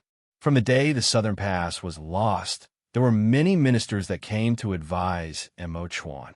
They advised him to give Chu Xiao Yang a large benefit, allowing him to surrender to West Chu. There were also many people that suggested ceding territory and submitting to South Yu. Even if it was like losing to East Qin in the past, paying tribute every year was better than losing their country. Even if Mo Chuan didn't hear these words 10 times a day, he still heard them 8 times a day. His heart was filled with anger as he angrily scolded the people that came to advise him. But there was still an endless stream of people coming to advise him. Mo Chuan knew what the ministers were afraid of. They were afraid of Chu Xiaoyang, afraid of the South Yu army of 100,000. They were afraid that they would fall into the hands of the South Yu people, losing their positions and lives. But the ministers were afraid, but he was not. Everyone could surrender, but he could not surrender. In this kind of crisis, if he left the capital city, it would cause a large wave in the court. Perhaps everyone would think that he ran away because he was afraid. Those people with ulterior motives could take advantage of the chaos. When the time came, there would be internal and external troubles. West Chu would not have a peaceful day. He couldn't leave. Mo Chuan tightly gritted his teeth as his heart burned. He stood on his horse and looked in the direction of Shuang Lu. He gritted his teeth and said, "Ning on Ninger, no matter what, you have to take care of yourself. If you dare come back with a single hair missing, I won't forgive you." He turned his horse around and slowly headed to the royal study. Only his heart was heavy, like with every step he took, he was getting further away from Chun Ning. He suddenly thought of Chu Xiaobai. If Xiaobai was still here, he would definitely be able to bring Chun Ning back safely. Xiaobai, where did you go? Asterisk, Mo Chuan's guess was not wrong. Chun Ning was not kidnapped. Rather, she had snuck out of the palace. She had already made up her mind to go to the front lines to help, but after several probing attempts, she was mercilessly rejected by Mo Chuan. Since it was like this, she could only hide from everyone and sneak away. It just so happened that Mo Chuan had been waiting in the royal study for the past few days, giving her a good chance to sneak away. She just needed to avoid the secret guards that Mo Chuan had arranged to protect her. She knew that this trip was very dangerous, so she couldn't bring Xiao Ru along no matter what. So she put a bit of knockout medicine in the desserts. How could Xiao Ru know that she was eating happily and unknowingly fell asleep? She returned to her room and changed into the eunuch clothes she had prepared. Then she sent a message to Mo Chuan and left the palace without anyone knowing.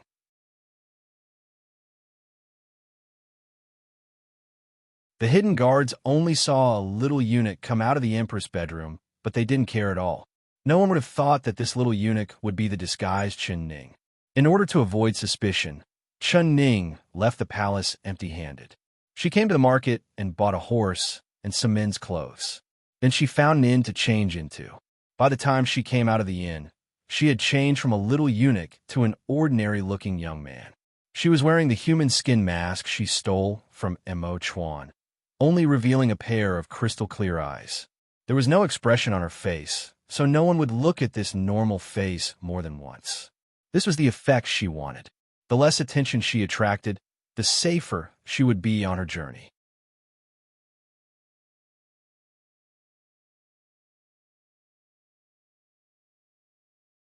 Chapter 1608. Chun Ning had seen Mo Chuan's map before, so her destination was very clear. Whipping her horse, she ran over 100 miles in a single breath. She felt her mouth was dry and her stomach was filled with hunger. She saw a mountain stream slowly flowing nearby, so she jumped off the horse and led the horse to the stream. She let the horse eat grass and drink water while she sat on a large rock by the stream. She felt her face was covered in sweat, so she took off her mask and washed her face. Then she began to eat her rations in the stream. After eating 2 mouthfuls of steamed buns, her ears suddenly moved. She heard the sound of a horse in the distance, and she couldn't help turning around. He saw a horse galloping over from afar. As it neared, he saw a beautiful girl in plain clothes sitting on the back of the horse. Her long black hair fluttered in the wind like a waterfall. Her face was as charming as a flower, and her eyebrows and eyes were like a painting. Chun Ning's hand that was holding the steamed bun suddenly stopped in midair as she looked at the girl in a daze. "Qian, why is she here? Didn't she also eat the desserts I drugged?" The beautiful girl on the back of the horse was the cross-dressing thousand-faced young master. He had already noticed that Chun Ning had drugged his desserts. It had to be known that he was the young master of the Purple Heaven Pavilion, so his assassination methods were top-notch. Although he had lost his martial arts, his eyesight was still there. Adding in the fact that he had been paying attention to Chun Ning's every move, he had noticed something strange with a single glance. But he did not make a sound. He was secretly thinking that the other party had discovered his weakness and recognized his identity. So she used this kind of method to deal with him? He did not put Chun Ning's drugging methods in his eyes at all. Just a sniff was enough to tell that this was the most common drug used in the Jianghu. The amount was not large. It could only make a normal person sleep for 3 to 5 days. But for someone like him who had dealt with all kinds of poisons since he was a child, it was the same as eating pepper. It had no use at all. He ate a few pieces of the desserts, and then saw Xiao Ru's eyelids slowly close as she fell asleep on the table. He also closed his eyes and pretended to fall asleep from the drug. He wanted to see what kind of tricks this stinky girl wanted to play. if she wanted to use this opportunity to kill him. Then she was gravely mistaken. Although he did not have any martial arts, he still had his fists and legs. Dealing with a weak little girl like her was not a problem at all. As long as she dared to make a move, he would let her know just how strong he was. Who would have thought that after quietly waiting for a while, he discovered that she did not pay attention to him at all. Instead, she hurriedly entered the room, and in a short while, she had changed into a little eunuch's attire and came out. The thousand-faced young master was so surprised that he opened his eyes to a slit and secretly sized her up. He couldn't figure out what trick she was playing. Could it be that she wanted to disguise herself as a eunuch to kill him? Then he found that Chun Ning did not even look at him. She just walked to Xiao Ru's side and gently looked at her. Then she softly said, "Good Xiao Ru, wait for me here. I'll be back." Xiao Ru up and walked out. Xiao picked up her and walked. And she walked out. Yu Xiao Zhao's eyes and walked out. So he quietly stood up and looked out the window. He saw Chun Ning send Xiao Ru back to her room and then put on the little eunuch's clothes as she walked out of the palace gates. The thousand-faced young master's eyes lit up, and he couldn't help curling his lips into a smile. The thousand-faced young master's eyes lit up, and he couldn't help but smile.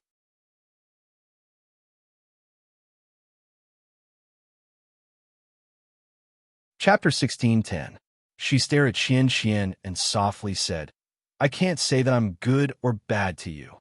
You were sent to the Guan Osprey Palace by the Empress Dowager, so naturally I won't mistreat you. You should return to the palace. I need to do something dangerous, and it's not convenient to bring a young girl like you along." Qian immediately looked up with a determined expression. She patted her chest again and quickly made a hand gesture. "The more dangerous it is, the more you want to be with me?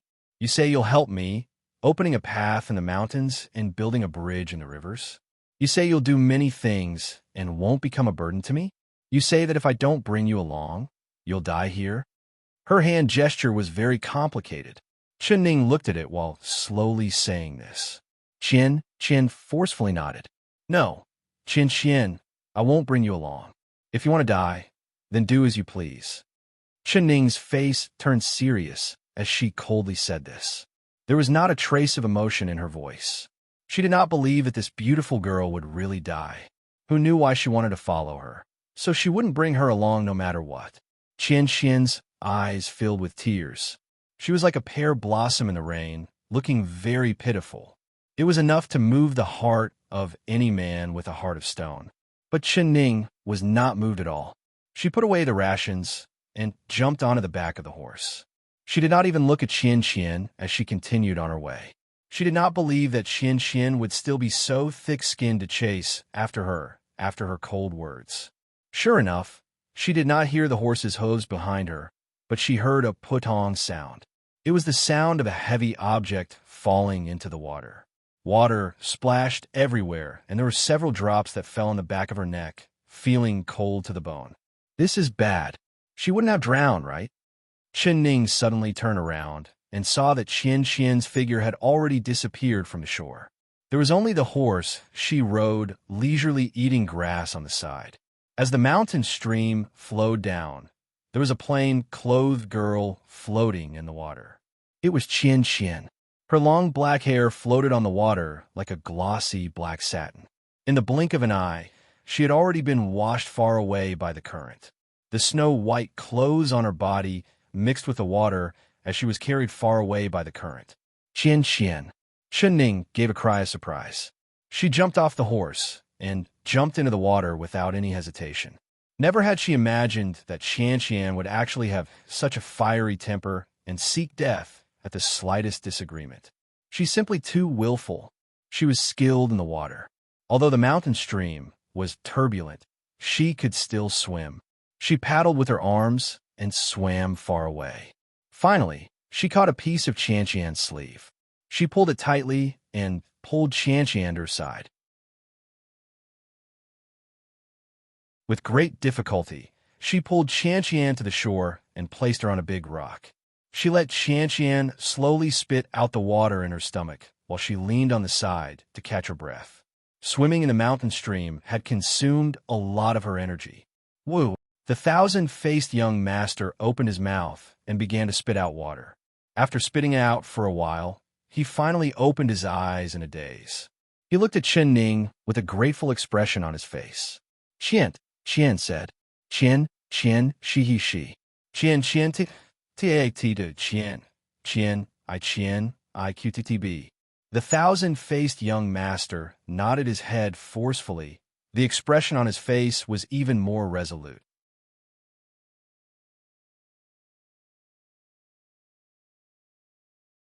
Chapter 16:11. The thousand-faced young master was filled with joy. Although his body was weak, he still struggled to stand up and kowtow to Chen Ning.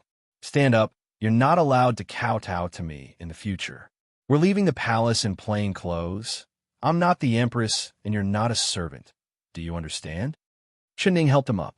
The thousand-faced young master nodded again as his eyes filled with gratitude. Chen Ning saw that their clothes were soaked, so she helped Qian Qian over to where the horses were. She took out 2 sets of clothes from a bag on the horse's back, a set of men's clothes and a set of women's clothes. She had bought these clothes from a clothing store, and the material was very normal. It was clothes that normal people would wear. We need to hurry, so we can't be too ostentatious.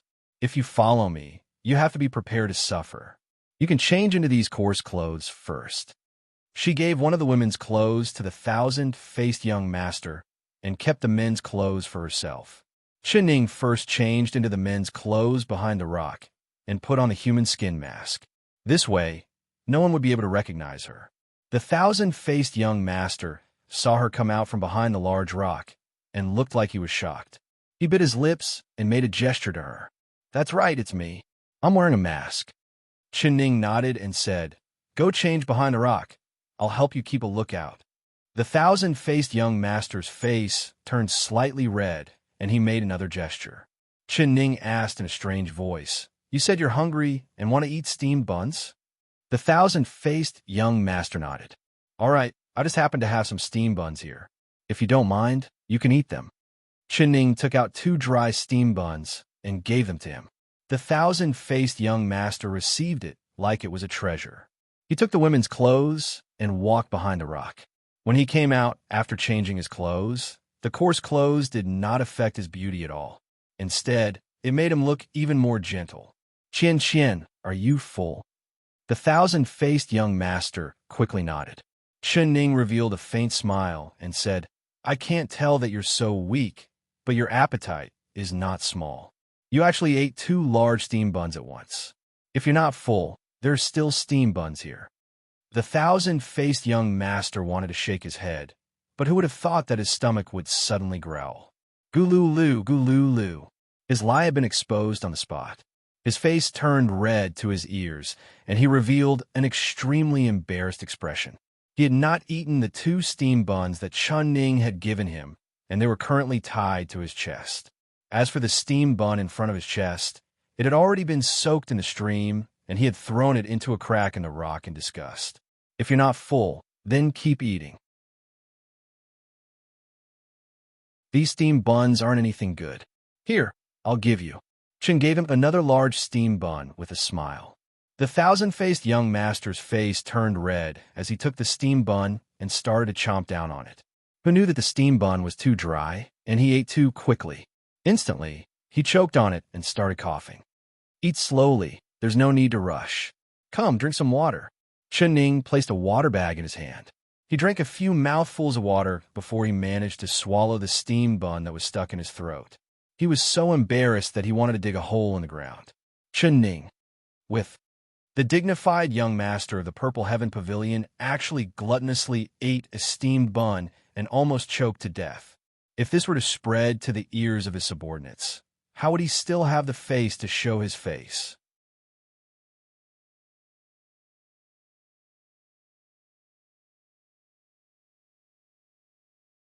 Chapter 16:12.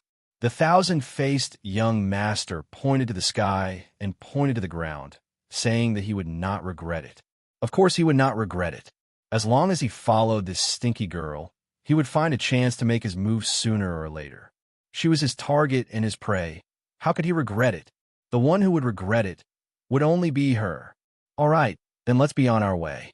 Chen Ning smiled as she jumped onto the horse. The thousand-faced young master also jumped onto the horse, and the two of them walked one in front and one behind. He was very smart, not asking where Chen Ning was going because asking too much would only make her suspicious. Anyways, no matter where she went, he would follow. Chen Ning turned around on the horse and looked over the thousand-faced young master several times. Her thoughtful eyes made the thousand-faced young master's heart filled with panic, thinking that she couldn't have seen through him, right?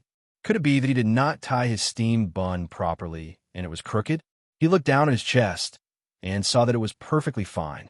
It was not crooked or crooked. He looked up and looked at Chen Ning with a questioning gaze. Qian, you are truly beautiful. Even a simple dress cannot hide your beauty, Chen Ning said with a smile. The thousand-faced young master's face turned red, and he made a few gestures, meaning that he was ugly and that the empress was the true beauty. Chen Ning said with a smile, Qian, did you forget what I said again? We are currently dressed like normal people, so you can't call me the empress anymore. It's a good thing that you can't speak and there are no outsiders around, so we didn't get exposed. The thousand-faced young master quickly made gestures in fear, meaning that he knew he was wrong. He had accidentally made a mistake, and he would never do it again. Chen Ning said with a smile, Qian, we're traveling together, and I'm a woman dressed as a man, so outsiders will think that we're a man and a woman. You're so beautiful, and I'm so ordinary. I'm afraid people will think that I'm a human trafficker. It's easy to cause misunderstandings and trouble. But I've thought of a good idea. What good idea? The thousand-faced young master's eyes slightly opened wide as he looked at Chen Ning. Chen Ning happily said, How about this? Why don't we pretend to be brother and sister and call each other brother and sister in the future? This way people won't be suspicious. You can call me Big Brother in the future. What do you think? What? Pretend to be brother and sister? And she wanted him to call her Big Brother? The thousand-faced young master's eyes opened wide in shock, suspecting that there was something wrong with his ears. This was too ridiculous. Between the two of them, who was the man and who was the woman? He was clearly a man, and she was a woman. In terms of age, she was still wet behind the ears, and he was several years older than her. She should be calling him Big Brother. Hey, what qualifications did she have to call him Big Brother? She wasn't even qualified to be his little brother. If they were in the Purple Heaven Pavilion, he wouldn't even be able to see her from the corner of his eyes. What? Qian, you're not willing. Chen Ning saw that the thousand-faced young master didn't reply for a long time and had a strange expression on his face, so she asked, Qian. The thousand-faced young master nodded repeatedly and made a shy expression. He lowered his head slightly and called out Big Brother in sign language. Calling him Big Brother was fine. Anyway, no matter what he was called, he would not lose a piece of flesh.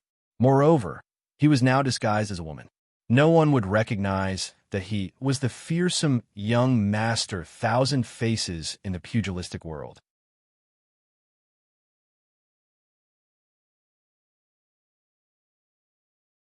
Chapter 16:13. Chen Ning rubbed her chin like a man. Her eyes turned into crescents as she smiled, but no one could see the expression on her face with the human skin mask. I never thought that I, Chen Ning, would receive a beautiful little sister today. Since you call me Big Brother, I can't let you call me that for nothing, so I have to give you a present. But I came out of the palace in a hurry, so I didn't bring anything valuable. What should I do? The thousand-faced young master quickly made a few gestures, indicating that he did not want a present. As long as he could stay by her side, it would be the best present for him. Present? He did not care about it. Thinking about the purple cloud palace of the thousand-faced young master, there were all kinds of treasures in the world. There were even more treasures than the palace. He was very skilled in sign language, and when he spoke, he was very sweet and honeyed. Chen Ning shook her head and said, Not good, not good. If I don't give this good little sister a present, wouldn't I be letting you call me Big Brother for nothing? And what should I give you? I got it. Her eyes fell onto a peach tree to the side. At this time, the peach blossoms had all fallen, and there were green peaches growing on the tree. She pulled out a dagger from her waist and swung it down. A peach branch fell from her hand and fell into her chest. There was even a small peach on it. The thousand-faced young master looked at her suspiciously and gave a cold laugh in his heart. She wouldn't give this broken peach to him as a present, right? Ning stopped the horse and used the dagger to cut off the rough skin on the peach branch. She began to carefully carve it. After a while, a smooth peach with hairpin appeared in her hand. Here, this is for you. I hope you like it. She handed the hairpin in her hand to Qian. Thank you, big brother. The thousand-faced young master made a gesture and took the hairpin. His face revealed a surprised and happy expression, but his heart was coldly laughing. What broken wooden hairpin? She actually dared to take it out. But when he looked down, he saw that this hairpin was very beautifully carved. The entire hairpin was smooth, and the head of the hairpin was carved into a cloud with beautiful patterns. Although the material was not worth much, the carving was very good. Moreover, the hairpin was very smooth, so it could be seen that she had put a lot of thought into it. He never thought that this stinky girl would treat him this well. It seemed like he had not revealed any flaws for her to find out. The thousand-faced young master couldn't help feeling proud. He placed the peach with hairpin in his hair and revealed a sweet smile to Ning. He was in a good mood, and this smile made him radiant. He was more beautiful than a flower. No matter who saw him, they would never think that such a beautiful woman was actually a man. Qian, you look really good when you smile. Although Ning was a girl, she was still shocked by his smile, but you can't smile too much. If you keep smiling like this, I'm afraid all the men will be enchanted by you. If they all follow behind our horses, but I'll have to worry about it. The thousand-faced young master embarrassedly withdrew his smile and looked at Ning with a questioning gaze. Worried? What was she worried about? Ning smiled and said, If they all propose to you, wouldn't this big brother have to worry about who to marry you to? You are so beautiful and so good. I must help you choose the best man in the world to be your husband. Only then can I not let down your beauty and your pair of skillful hands.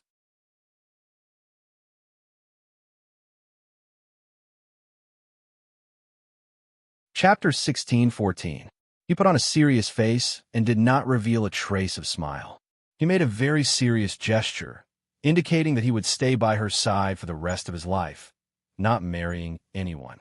Ning smiled as she shook the horse's reins and continued to move forward. She said, That won't do. You're so beautiful. If you don't marry someone, wouldn't you be letting down the good looks that the heavens have given you? But this matter is not urgent. Once we're done, I'll help you deal with it when we return to the palace. The thousand-faced young master shyly lowered his head and urged his horse to follow behind Ning. His eyes flashed with a cold light. After returning to the palace? I'm afraid you won't be able to return even if you go with your life. The two horses galloped forward one behind the other. Ning did not suspect him at all. She kept her back to him and did not seem to be on guard at all. She was wearing men's clothing, and the way she rode the horse was very vigorous. It was impossible to tell that she was a weak and delicate girl. The thousand-faced young master admired her riding skills while revealing a faint smile on his face. Because as long as he was happy, the current Ning would already be a dead person. Now was a very good opportunity. The two of them were very close to each other. The back of her head, neck, and waist were all exposed in front of him. He could hit wherever he wanted. He used one hand to control the reins, and the other hand slowly reached into his chest. He felt a hidden weapon that he had never used before. This hidden weapon was placed in a small bamboo tube. It was small and convenient, very inconspicuous. But it had a very nice name. It was called Heavenly Maiden Scattering Flowers. This Heavenly Maiden Scattering Flowers was the newest hidden weapon developed by their Purple Cloud Pavilion. No one had ever used it in the Jianghu before, and no one knew of its name. It was personally designed and made by the Purple Cloud Pavilion Master, spending an entire 3 years to successfully develop it. It was very powerful, but the method to make it was very complicated. With the Purple Cloud Pavilion Master's abilities, he could only make one. Now this secret weapon was hidden in his chest. As long as he took it out and gently pressed the switch on the target in front of him, Chunning would immediately become a dead person. No one could dodge an attack from the Heavenly Maiden scattering flowers. He had personally seen the might of the Heavenly Maiden's scattering flowers when the Pavilion Master tested it. It was not something that a human could block. Even the gods in the heavens could not do it. His fingers gently stroked the smooth bamboo tube twice, and then quietly took it out again, his hands empty. Now is not the time to use the Heavenly Maiden scattering flowers.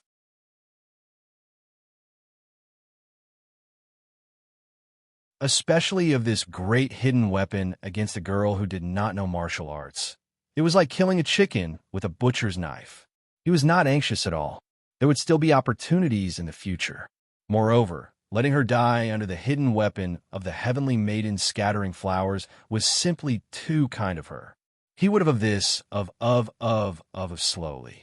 The smile on the corner of the thousand-faced young master's mouth grew bigger and bigger because he had already thought of a very interesting way to play, and he could not wait to play it. Chen Ning and the thousand-faced young master rushed into a small city before the city gates closed and found an inn to stay in. Seeing Chen Ning come in, he ignored her and said, "This guest, are you staying here?"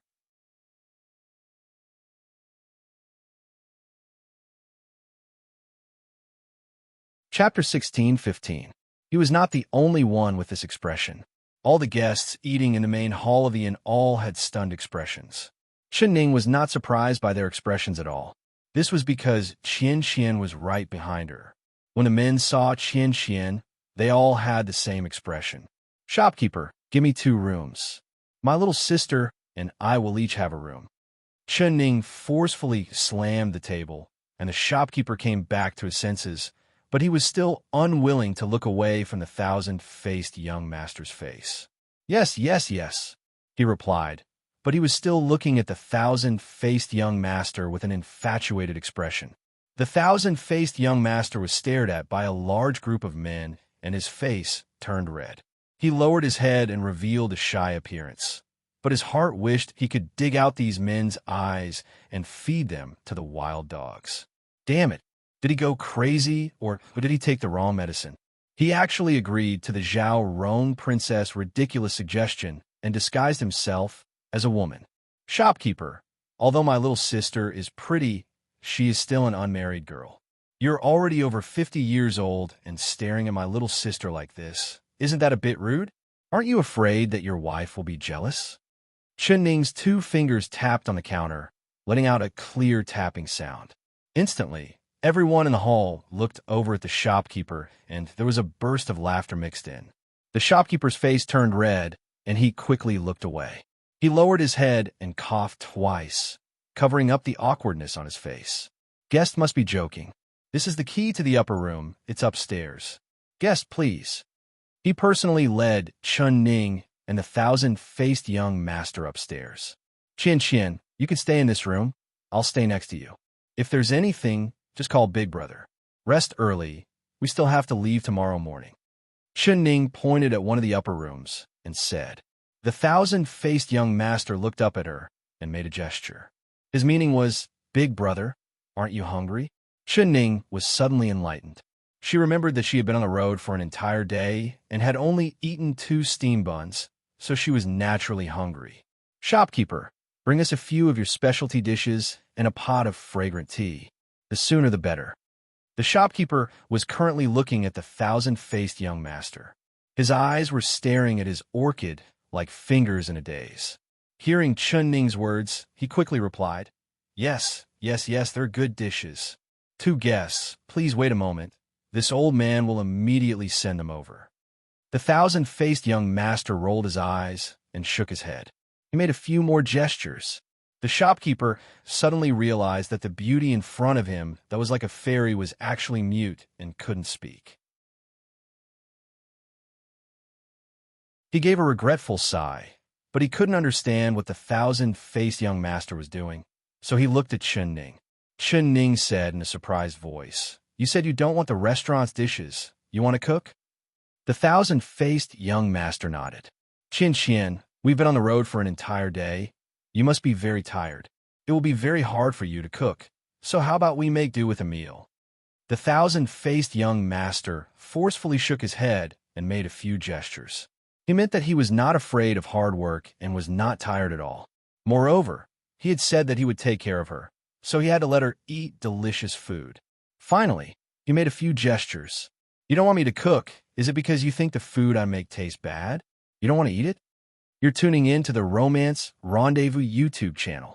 We're so grateful for your support, and don't forget to subscribe to join us on this incredible journey through captivating stories. Your generosity through donations truly makes a world of difference, as it's the primary source of revenue that allows me to expand and enhance this channel for you. Thank you from the bottom of my heart for being a part of this adventure.